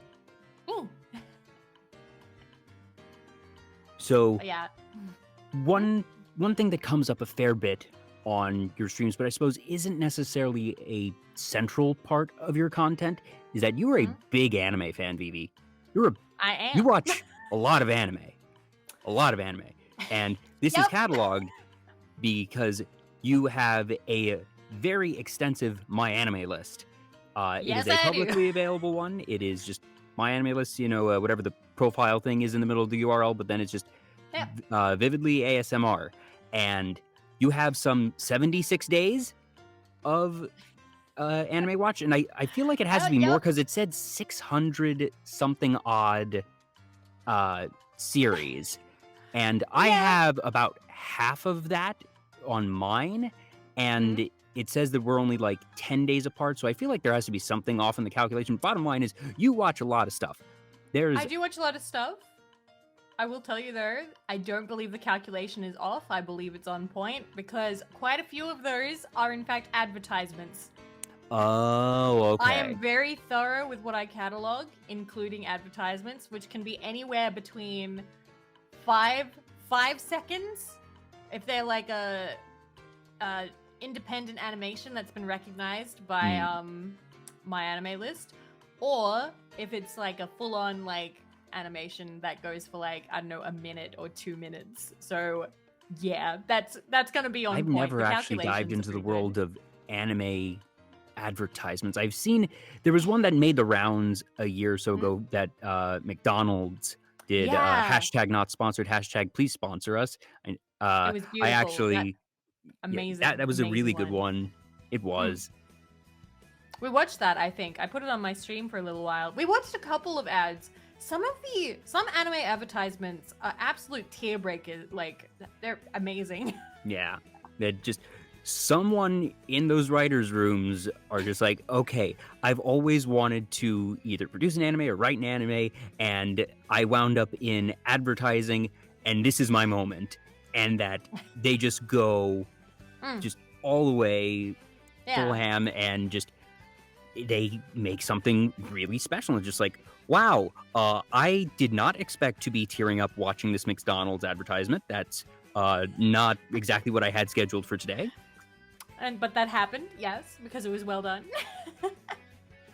Yeah, I definitely don't expect to find gems in the advertisement section, but there are, and I don't know, they're worth cataloging, I think, in my opinion. Plus, some advertisements or like little shorts end up becoming anime later. I'm not sure if you're familiar, but you know Kyoto Animation or KyoAni? Oh, yes. Free, the swimming anime? Wasn't that it wasn't, I don't know if it was an advertisement or if it was just, It wasn't really an ad. proof It of was like a concept short. animation test that Yes. it was based on them sort of showing off the latest in water animation technology that they had been pioneering. And obviously that caught a lot of eyes and it sort of took off as just and it became sort a of huge it was just a franchise. concept reel that there weren't even really characters. It was really just about showing off, all right, this is some of the work that we're doing, that it might be the type of thing that you would show a corporate partner or somebody that you're looking to potentially do work with to say, here's sort of almost just, a personal reel, a studio reel. Yeah, so they do that, I think it may be once a year or maybe it's, I don't know, but they have a couple of those. They have a couple of those reels. And that was back when that one came out. I hate saying this because it dates me, but Tumblr called it swimming anime. So yeah, after that I started like cataloging like the anime shorts and anime advertisements and stuff like that. That's kind of how I got into the shorter ones. But please know, I also watch actual series. Oh yes, there were quite a few on there, and one of the things that I did was I actually pulled my own anime list, and the site has a wonderful function where you can see, they call it the affinity of just the crossover between the two lists. Yes, so the math. I actually have, we have it here on our back end, just the list of the things that are on both of our lists, and our scores for the most part are actually pretty similar, that it's zeros, ones, and twos for the most part. There's like A4, A5, but we have a fair bit in common here. When it comes to rating for me, I'm very stringent, that I sort of do it on a bell curve where a 7 is usually my average. That if I don't enjoy something and it's below like a 6 or a 5, I usually just don't finish it anyways. So I can't relate. Yeah, that's the thing. I'm not a completionist in that regard, usually. If I've gotten past like the 8 episode mark for something, I might push through to finish it, but I'm a bit more aggressive of in the first 3 to 5 episodes. If something just is not speaking to me, that I am okay dropping it, because especially in the past couple of years that I watch a fair few every season. I think that's called the 3-episode rule, or the 3-episode. Yeah, that's sort of the general heuristic, the 3-episode rule. And I don't normally hold to exactly 3 episodes, but it is the type of thing that if somewhere along the line I realize, all right, I'm forcing myself to watch this every week, that I'll just say it's okay to drop it. Fair. Can't relate, but fair. Robin the Bob. And no, I did not give School Days a 10. I've never actually seen School Days in its entirety. You should. You absolutely should. Yeah, No that opinions and there. Ghost Stories, right? No, fuck Ghost Stories, okay? Listen, Ghost Stories is a funny haha meme for the dub, because let's be real, the dub is better than the original, because the original was very boring. But you can get the same result by watching the funny compilation on like YouTube for Ghost Stories. School Days, however, delivers everything that it set out to deliver, and I fucking love School Days. Everyone hates School Days. I love it. It was everything it was meant to be. That is fair, and that there's certainly something to be said for a series that knows what it wants to be and is what it wants to be, even if what it wants to be isn't terribly good or innovative. It was innovative. It was definitely innovative, because it was the first one to deconstruct the harem genre that violently. Like, okay, that's a lot fair. of- That's fair. So I will argue with you. It is innovative. Whether it did it well, that is up to critique. But I think that a lot of people, and I talk about NTR a lot on my channel, a lot of people don't like they don't like watching media that makes them unhappy, which is hilarious, because, you know, we have a lot of like movies and shows and books and media in general that has what you would call like a downer ending, like sad ending. Romeo and Juliet is a tragedy. Hamlet is a tragedy. I'd argue it's a bit of a comedy, not Hamlet, but anyway, basically, School Days, people really hate it, and the reason is they go into it not knowing what it is, and or also having expectations for what they've seen from other shows. So basically, and also some people, when they see an anime girl, they go, okay, time to fall in love, time to ooh, like shiny-eyed anime girl, time to be happy, time for harem, time for cute romance, even when they know that it's not going to be, because, you know, it's School Days. They know what's coming now, because it's infamous. And then they let themselves get upset, they let themselves get sad, and rather than be like, oh wow, like, look at what this series is doing, like... like, it's we're meant dropping to a couple be... frames here. 1 sec. oh, it's the radiation, I'm sorry. That happens. Video, please. Please. Yeah, sorry. Okay, so, maybe I'm gonna have to actually, you know, sit down sometime and watch School Days, because I'd like to say I like getting my guests on rants, and that was a really good one. So now I'm like, okay, maybe I haven't been fair to this. Maybe I've been, you know, sort of writing this one off more than I should. Maybe I should actually sit down and try this one. Okay, so, all right, yeah. All right. If you do, let me know.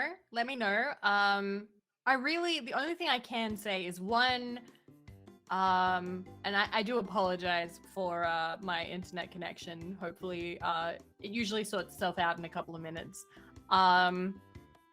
Hopefully, You're still coming through fine in terms of audio, so Anyway. that's what matters in the end.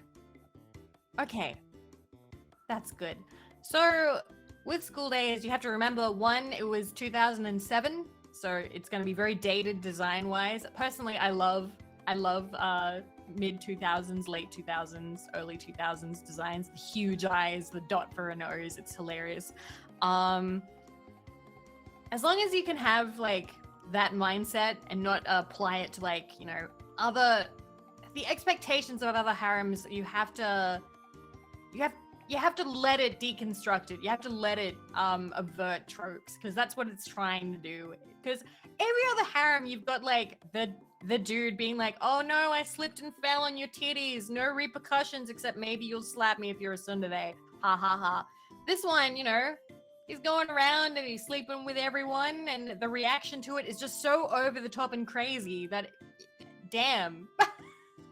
It's funny seeing the people's reaction to it. Oh man.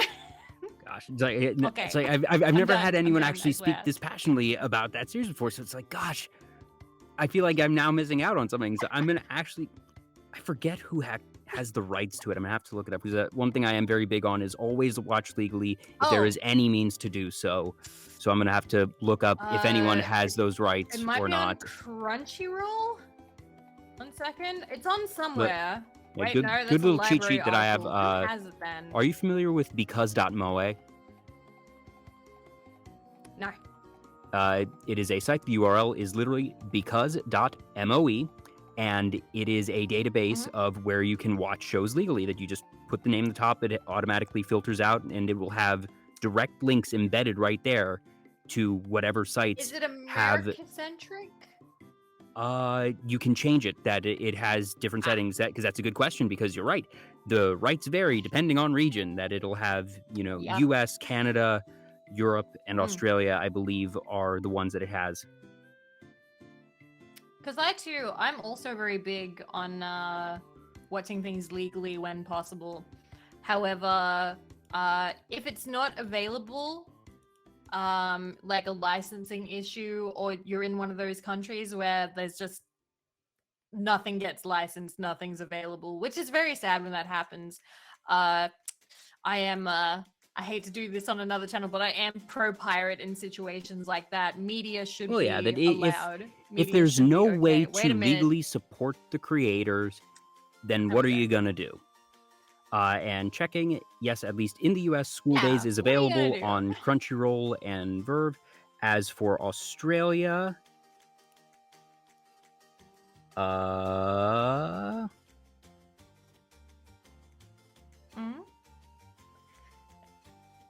Crunchyroll has it in Australia as well. Nothing.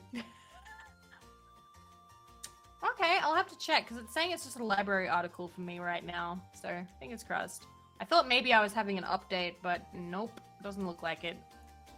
I was wondering maybe that's what my internet's doing, but it doesn't seem like it. Yeah, because oh well.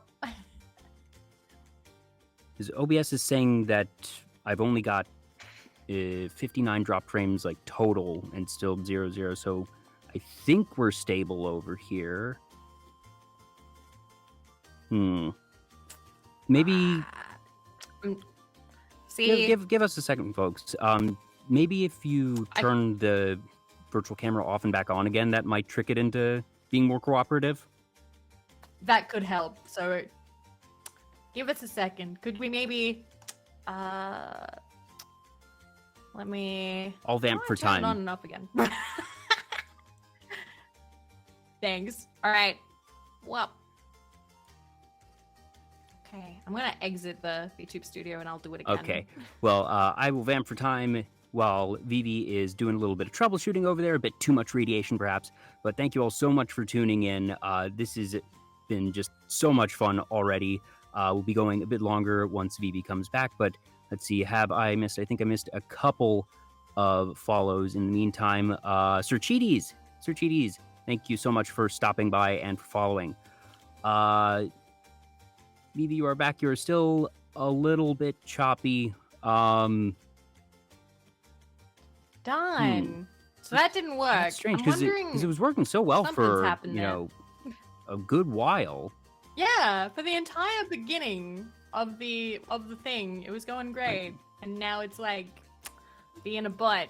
It got tired. It's like, I'm done. I apologize, guys.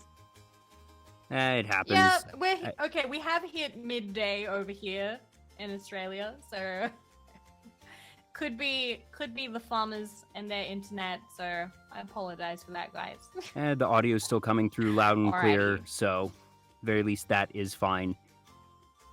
Anyways, so on this list that we have of our shared series, are there any in particular that you would like to discuss? Either ones that you feel I may have been too harsh on, or that you find just particularly interesting? Like I said, 7 is sort of my default of this was a good show, I enjoyed it, and it was fine, I finished it. And then it's sort of a bell curve from there that 8 is it did something really good, 9 and 10s I give out very sparingly. And I only have a couple of things on my entire list that are like below a 6. So most of our shows, from what I can see, we have a lot of the scores in common. So you are You're the second And it could just straw. be if there's one that you So- want to really talk about, even if we have the same opinion on it, just because you want to rant about it because we both agree that it's really good or really not good. True. Okay, well, the one that has the most difference between it is Shokugeki no Soma Go no Sara. I did Which notice I that. think and is the fifth what's- season? It Or is is the that fifth season. And what's interesting is, so you and I have seen all 5 seasons of Shokugeki no Soma. Yep. You rated 4 of the 5 seasons higher than me? No, wait. Yep. Let's see here. You rated 1, 2, Yeah. 3, 4. Oh, no, wait. No, there was one. Shin no Sara, I don't remember which season that is. You rated at a 6, I had a 7, but then there's 3 of the others which you rated higher than me, but even Yep. a 6 and a 7 isn't a big difference, but you rated season 5 at a 3, I rated it at an 8. So you did not like the last season. No, I hated it. It was bad. Now, before we go farther, had you read the manga? Because I No, hadn't, so... I had not. Okay, because I knew that some people just did not like the manga as the last arc. I wasn't sure if there was a significant difference between that. So we both went in just with the anime. You did not like the last season. What didn't you care about for it? So, the last season, I went into it fully wanting to like it because people told me that there was NTR. And that is hilarious. Basically, it's funny because that series kind of has like, romance isn't really the main part of it. It's like a little bit of a... Not really. There's a little bit of like a nod towards relationships, but not really. It's not really the important thing. The important thing is the cooking, and honestly, and that's why I yeah. watched it. Yeah, and honestly, even though the ecchi is what people know about it, I call it one of the biggest bait and switches in anime. That, yes, there is those ecchi moments, but I guess if you allow me to go on my own mini rant for a moment, part of what I like about Shokugeki no Soma is that while I don't usually care for fan service, and I don't have any moral objection to it, but I like shows with plot. I like character development and growth, and usually fan service is a roadblock to that it's used as a gag. It either sidetracks things or just otherwise derails the plot at hand. But fair enough. What Shokugeki no Soma does that I think is so special and makes it not only something that I don't mind, but I find in a way innovative, is that with a couple noted exceptions, the ecchi moments are all in headspace. That other characters aren't seeing what's happening. It doesn't impact their relations. It doesn't impact the way they talk or interact with each other. It's all in headspace, and the times when it's used is exposition. It's when they're describing the food. It puts in literal spice where it otherwise would be very bland of just showing someone chewing and thinking that it doesn't matter how much dramatic music or good voice acting you have, that watching someone chew for a minute and a half is not going to be very engaging content. So what they do is they spice it up by having these ecchi moments, and that, as is very clear just in how the series was marketed and what it became known for, that it was sort of a hook with that. It sort of tricks people, like, you think it's an ecchi series, and nope, it's actually a really intense shonen sort of battle anime with good plot and characters. Ha! You thought you were getting just, sexy times, but no, it's actually a good story, sucker. Huh. And then also the fact that they have... Yeah. And that they are very equal opportunity. It's not just girls that they do guys. It doesn't matter that they are treating everyone equally in these ecchi moments. Yeah, it's fair game. So, fully agree with all of that. Damn. Shokugeki no Soma was one of those shows that I would watch every week, or if I fell behind, I would watch it every time I ate because it made me hungry. It went really well with eating. It was the best show to eat something and watch, because it just made your food taste better watching that series. So I loved Shokugeki no Soma, okay? Very few shows can actually make me hungry. So I appreciate that.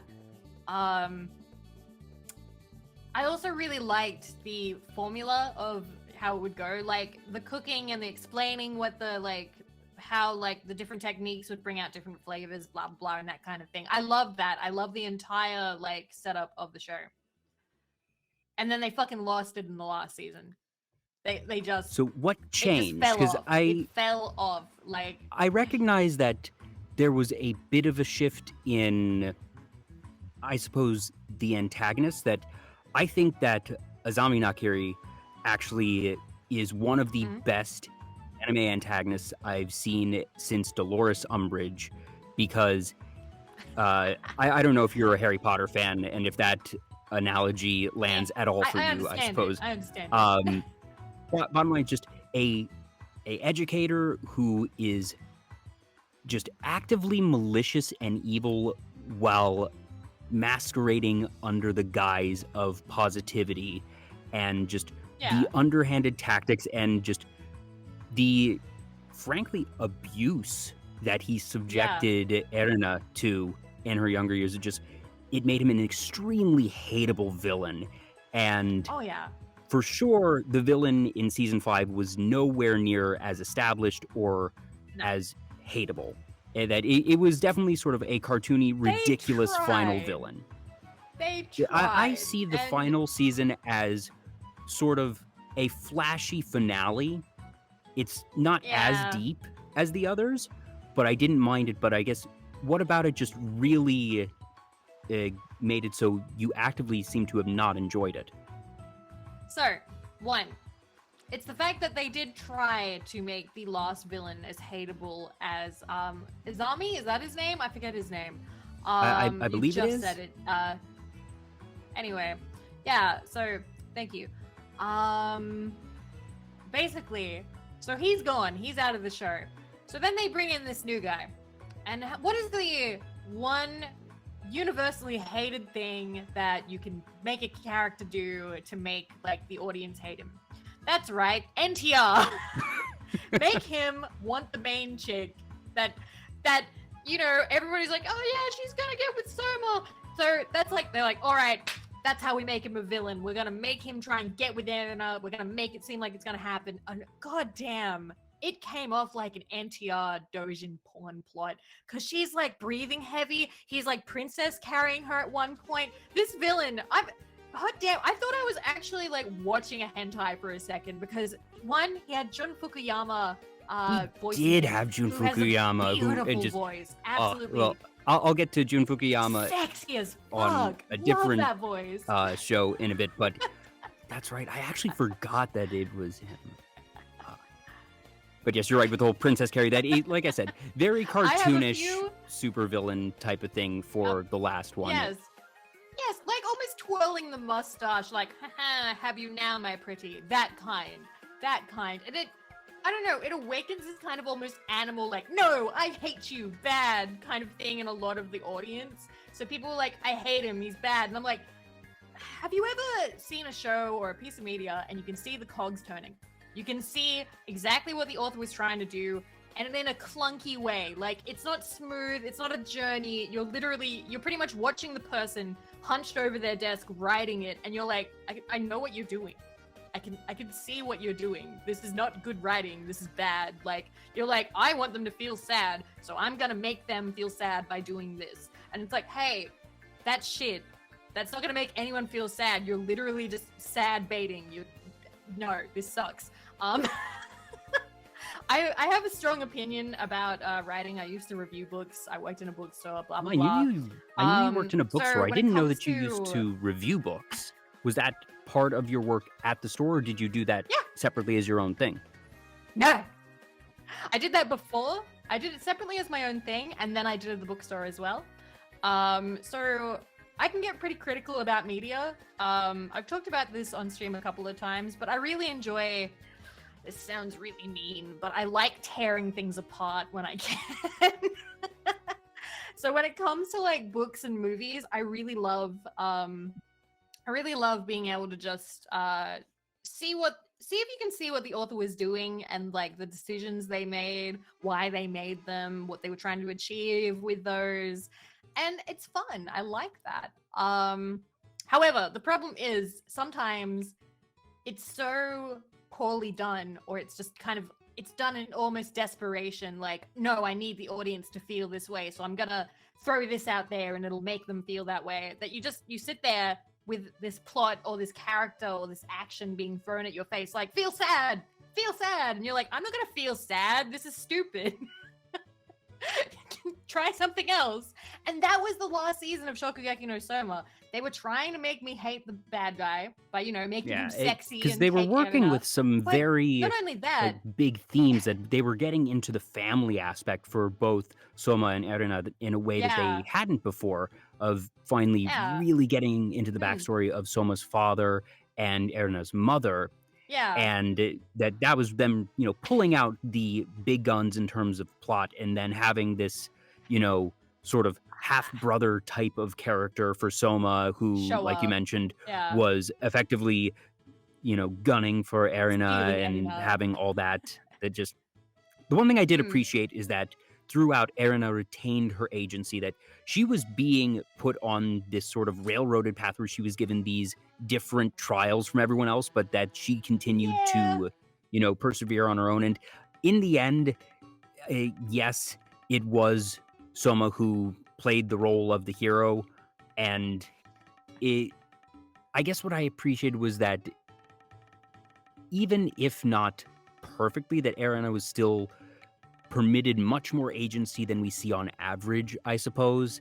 And not perfect, but like I said, better than average.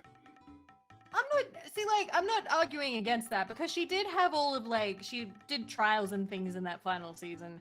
But, like, during the scenes with the bad guy, she turned into an absolute, like, porn dojin damsel, like, just letting everything happen, like, oh my god, what's happening?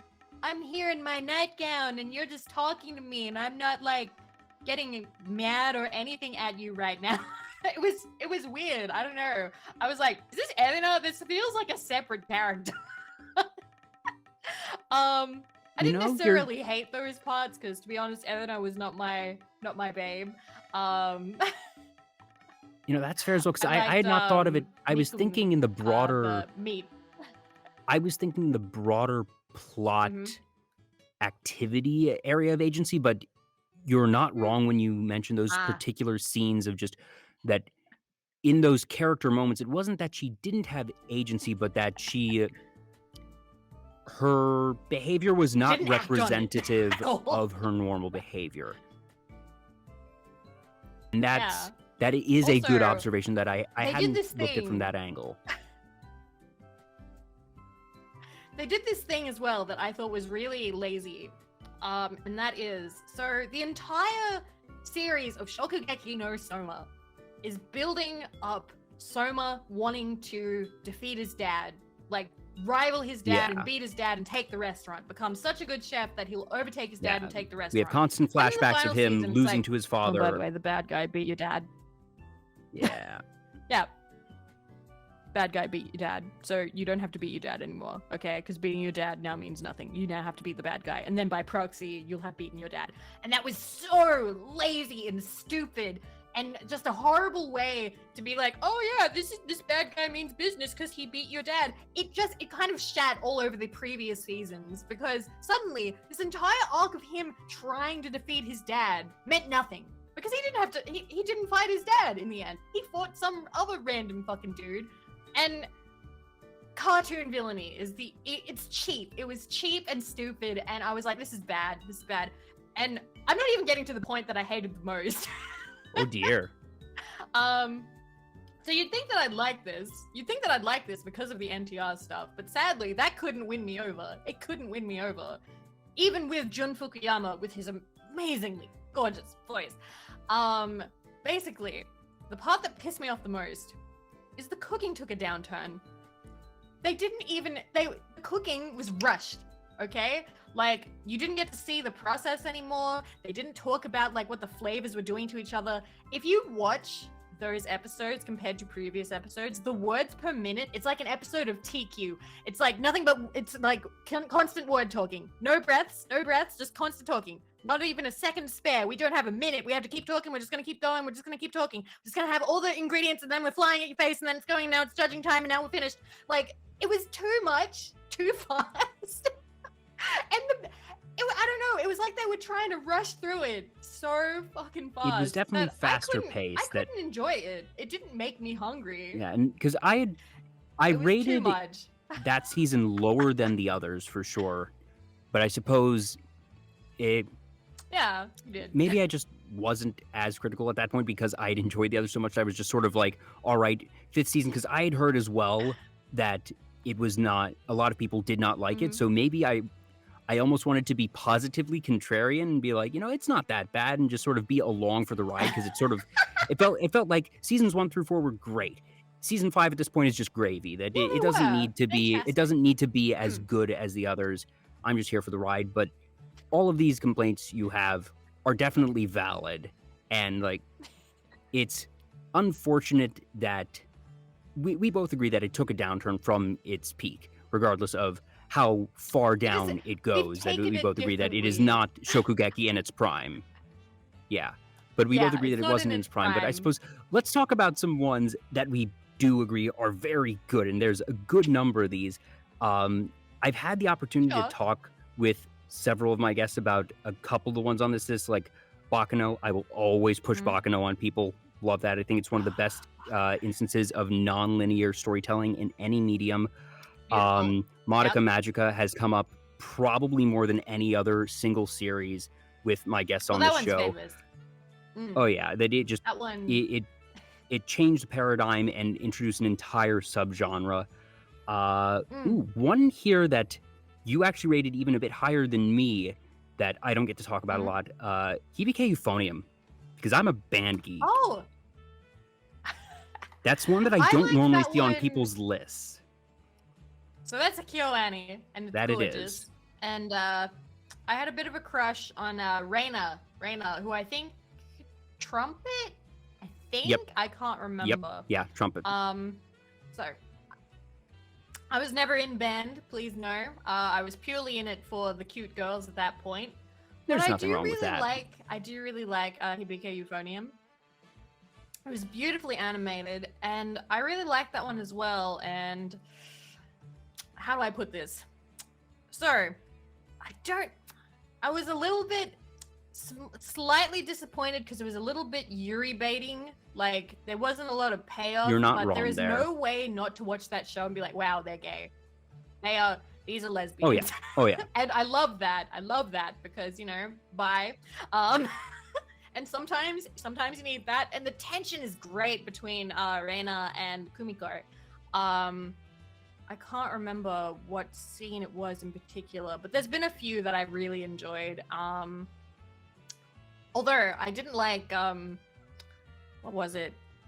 There was like some random drama between like a guy and like one of her friends or something. I can't even remember anymore. I don't even know if that was in the first season. Can't remember. So I wasn't interested in that. But what was it? I don't know. I really liked that show. It's been quite a while since I've watched it, so I can't bring as much to the table.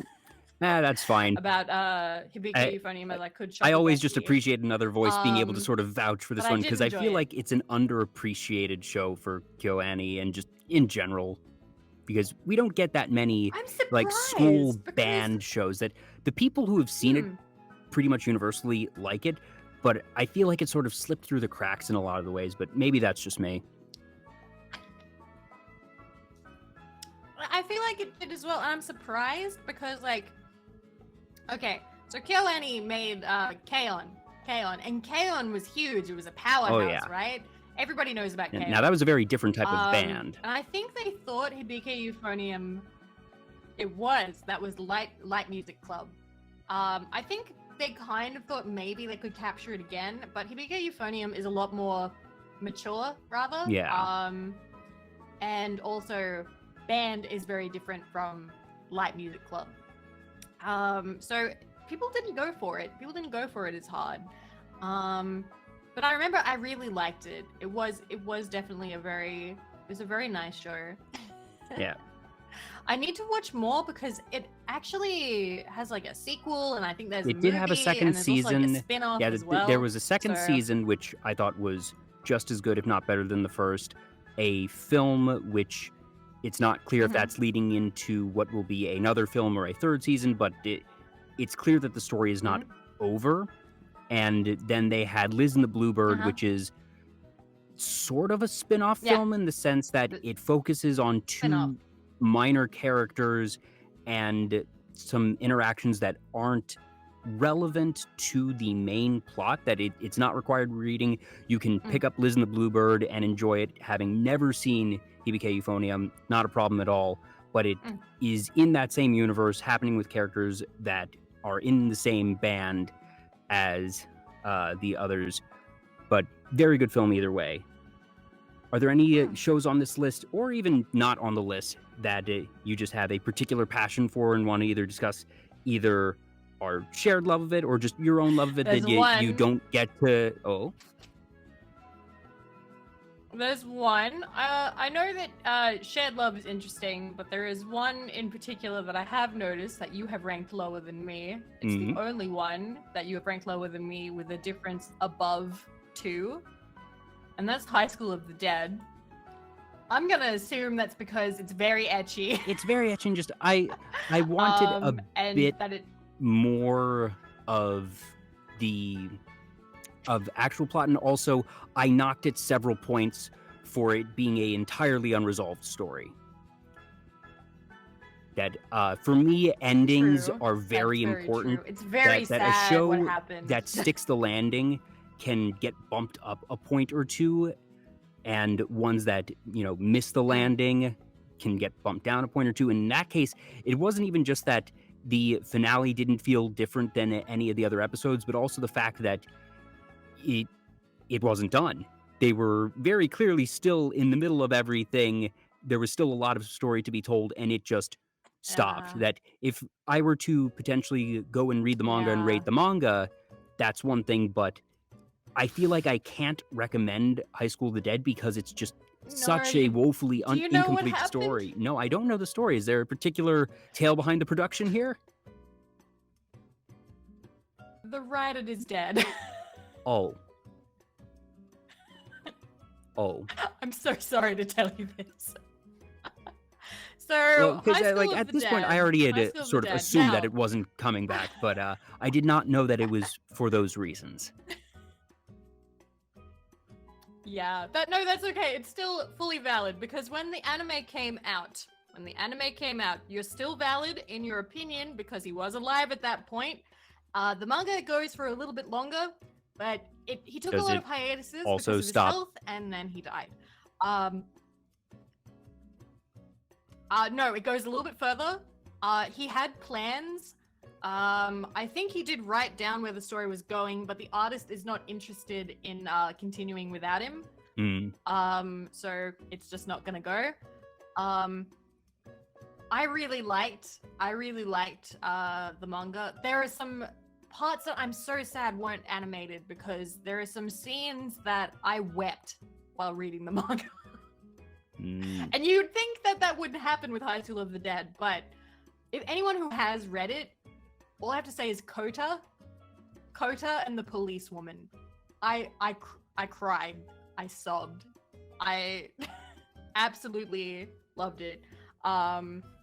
Yeah, it's sad, but you still have to live with, it's an unfinished story. So my guess is the difference in our scores is probably me being a bit harsh with the ending that we got, possibly you being a bit higher on it because and me being a little bit lenient because you know where it goes and you know that it gets better than what it was allowed to do in the anime. That the anime, for what we got, was not awful. Yeah. And part of it is also, you're not wrong in that it was a bit more ecchi than I'd like.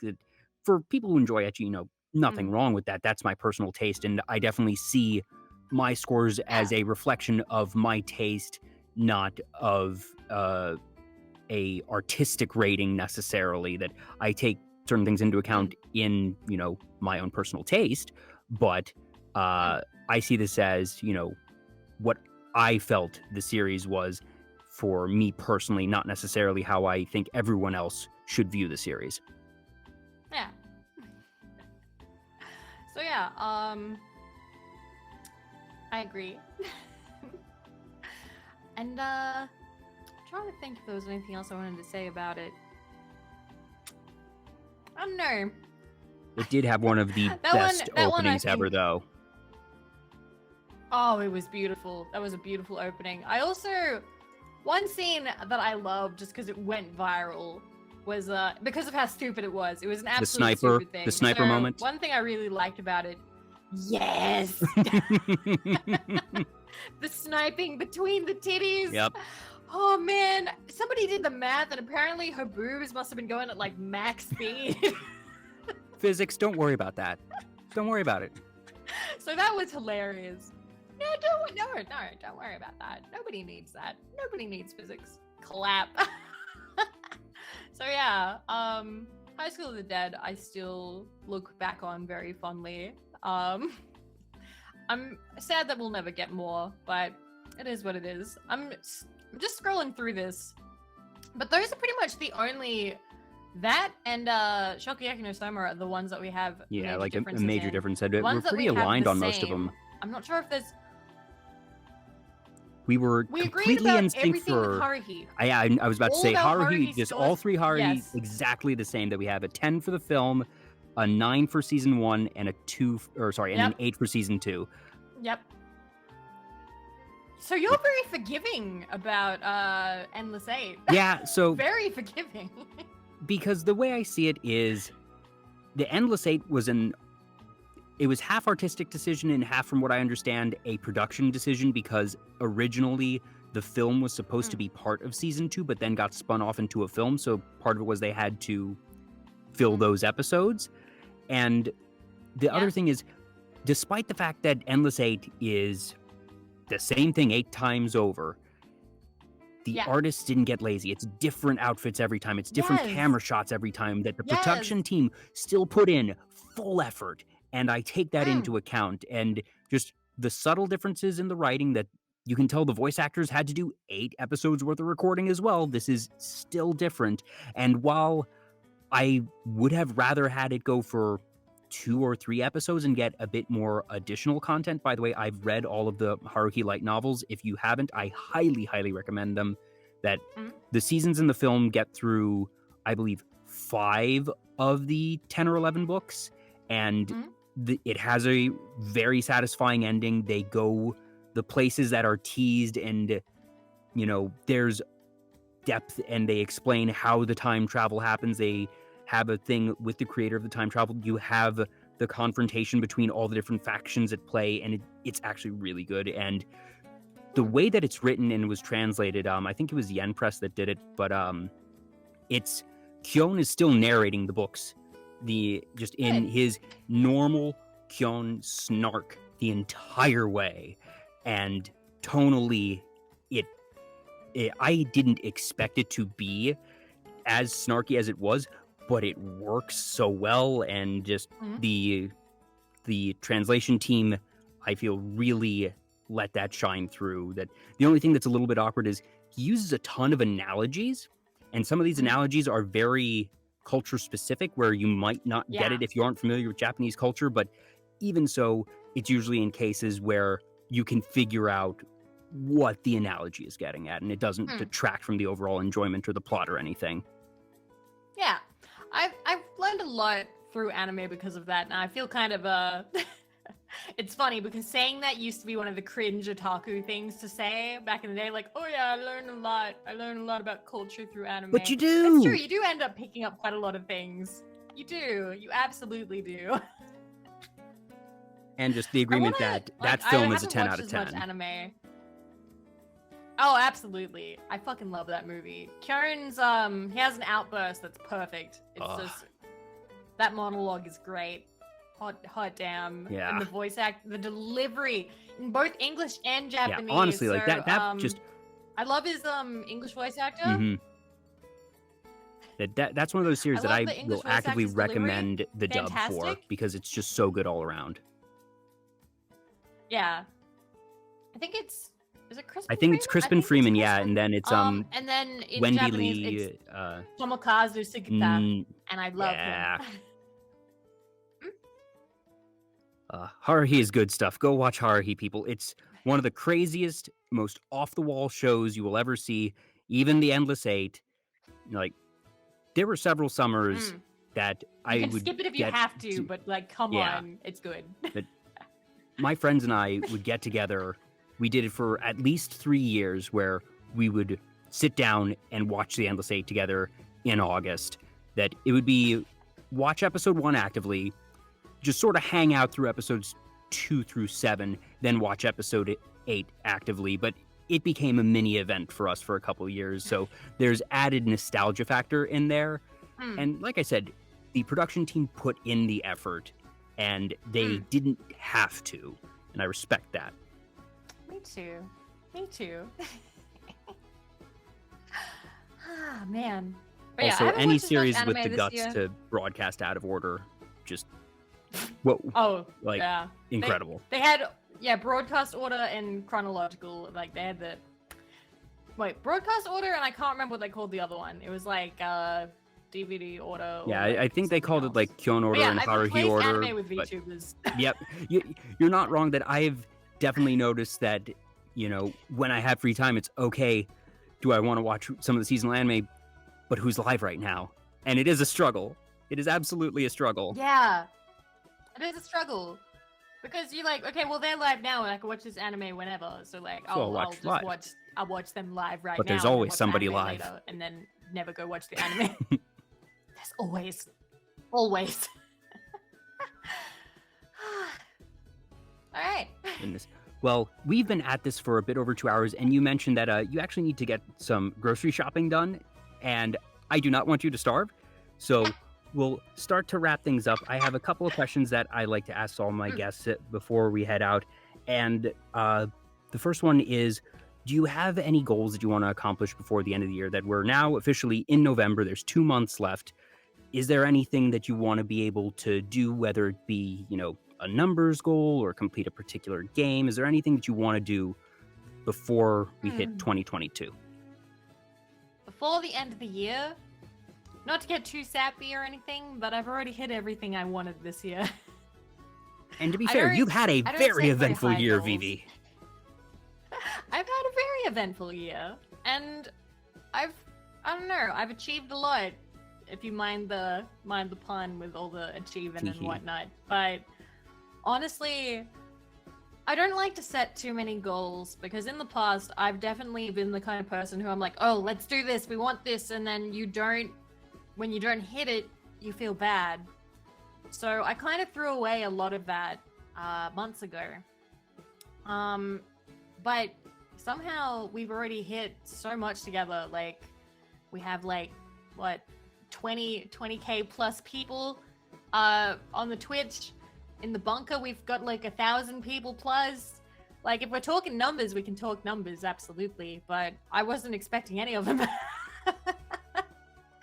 So I'm really happy about all of it. I think the main things I'm excited about aren't really to do with me, they're actually to do with other people.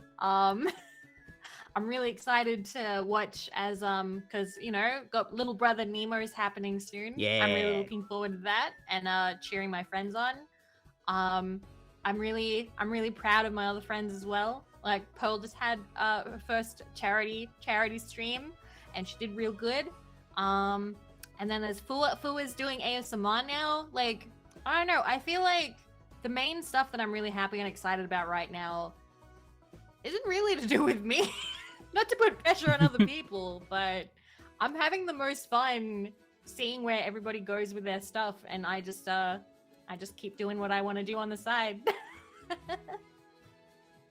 So, And you are yeah, doing your thing this year- very well. So And the I'm last having question fun, I and asked I'm all glad. my guests. Hmm.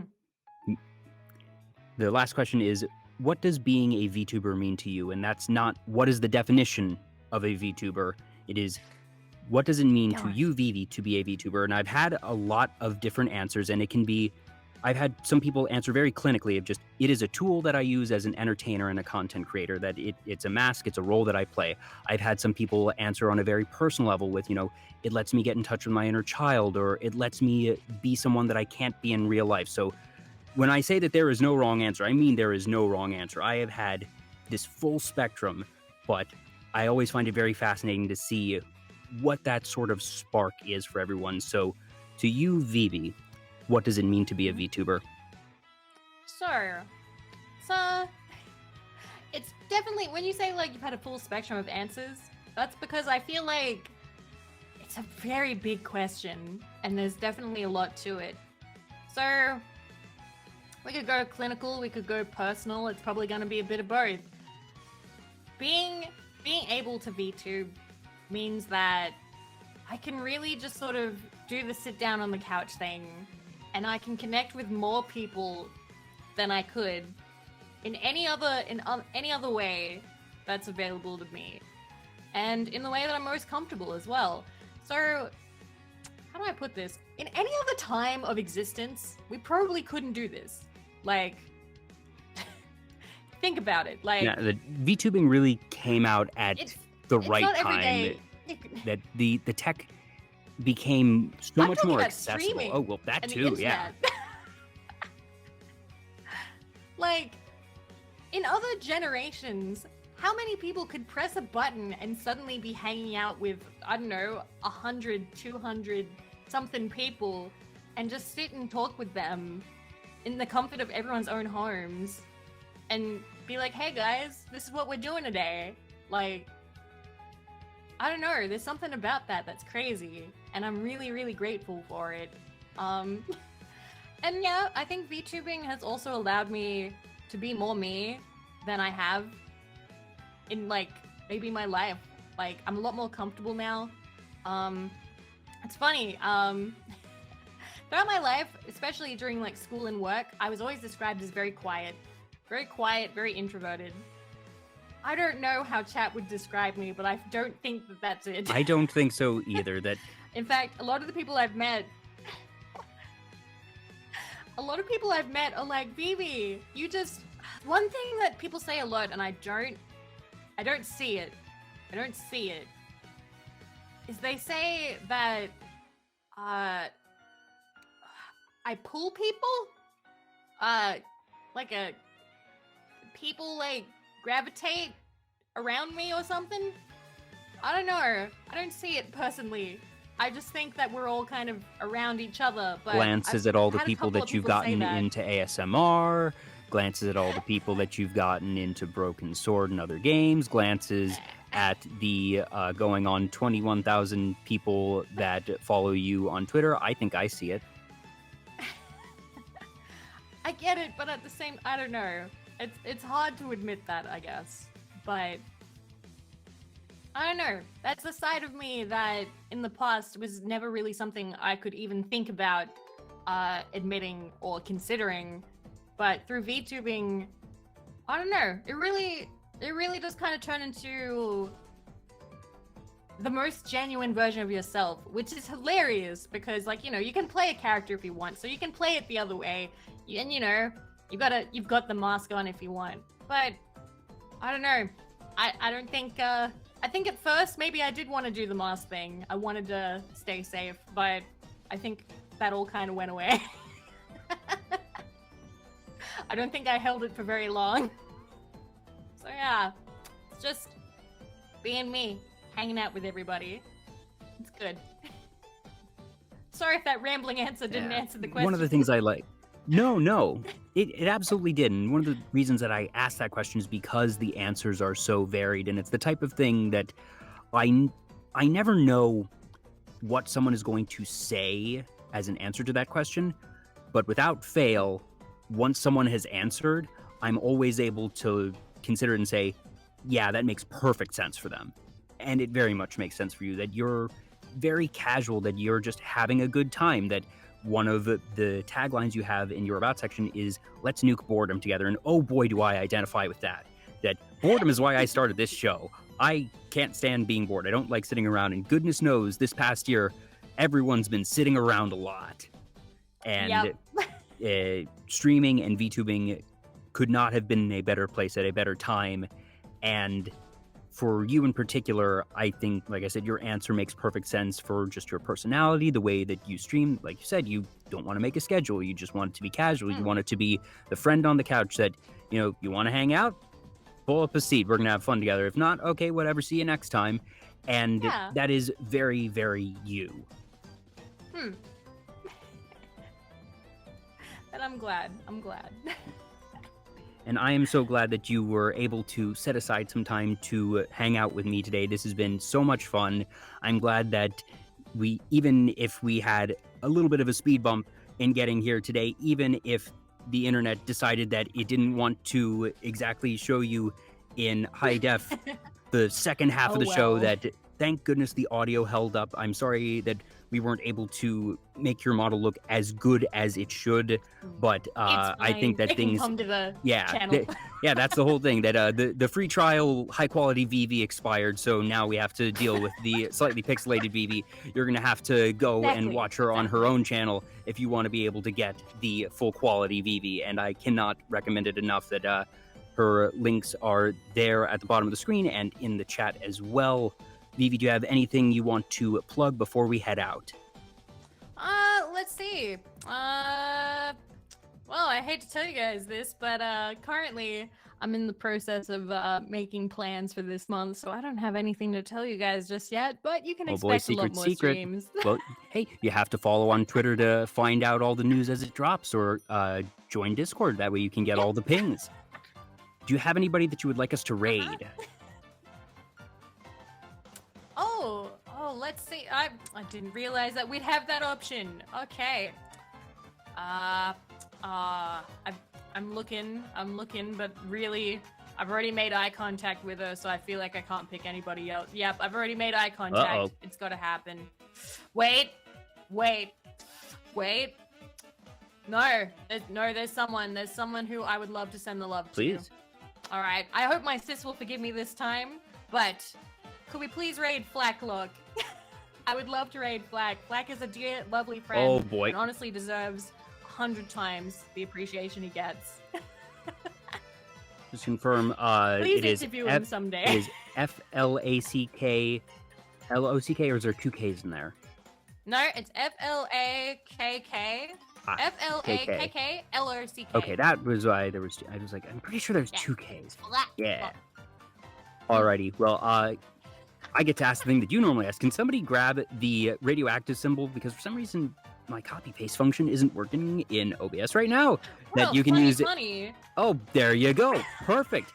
So if you're not subscribed to Vivi, you can use that wonderful radioactive symbol and any requests for the raid message.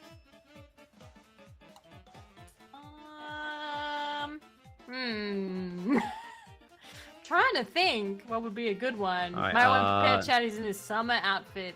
Haha. Okay, I think I've got one that That's a good one. How about Vivi Talk raid? Emote. We talked a lot. Emote. Weh. All right, there you go. Put in whatever emotes you like as you see fit. That you can either use that radioactive symbol or one of Vivi's actual emotes. And one of the great things about her channel is the emotes only cost 80 points, so just hang out for a little bit and you can get some of her wonderful, adorable emotes nice and cheap for 24 hours to use however you see fit. They are very, very fun. And yes, indeed, unregistered VIVICAM. VIVICAM. High quality. Oh, wait. I want to put that in there. Wait, yeah, add that in. Add that in. Unregistered VIVICAM. There we go. VIVIDab spin. VIVIDab spin. All right, now I'm ready. Awesome. Well, thank here's you mine. all. Oh, wait. Yeah. There we go. thank you all so much for tuning in. This has been so much fun. Thank you again to Shadow for the lovely raid at the beginning. Thank you, Vivi. Just cannot thank you enough. This has been so much fun. I hope you had a good time today. Has been. Thank you so much for having me. It was my pleasure. I'm sorry about all the runaround, but it was totally worth it. It happens, and yes, totally worth it. So we're going to do an outro here. That way you can actually see all of my past shows available on YouTube. This will be uploaded within a week or so. I do shows usually once a week. I actually have another show that is going to be, no, it's not this Saturday. It's this Sunday, at least for those who are in the US. It'll be, I believe, Monday for people who are in Australia or Japan, depending on where you are. But if you feel so inclined, you can follow me here on Twitch or on Twitter. It's just Vtuber Talk both places. Thank you all so much for joining in. This has been a great time, and I hope to see you all again at another show. Have a great evening, everyone.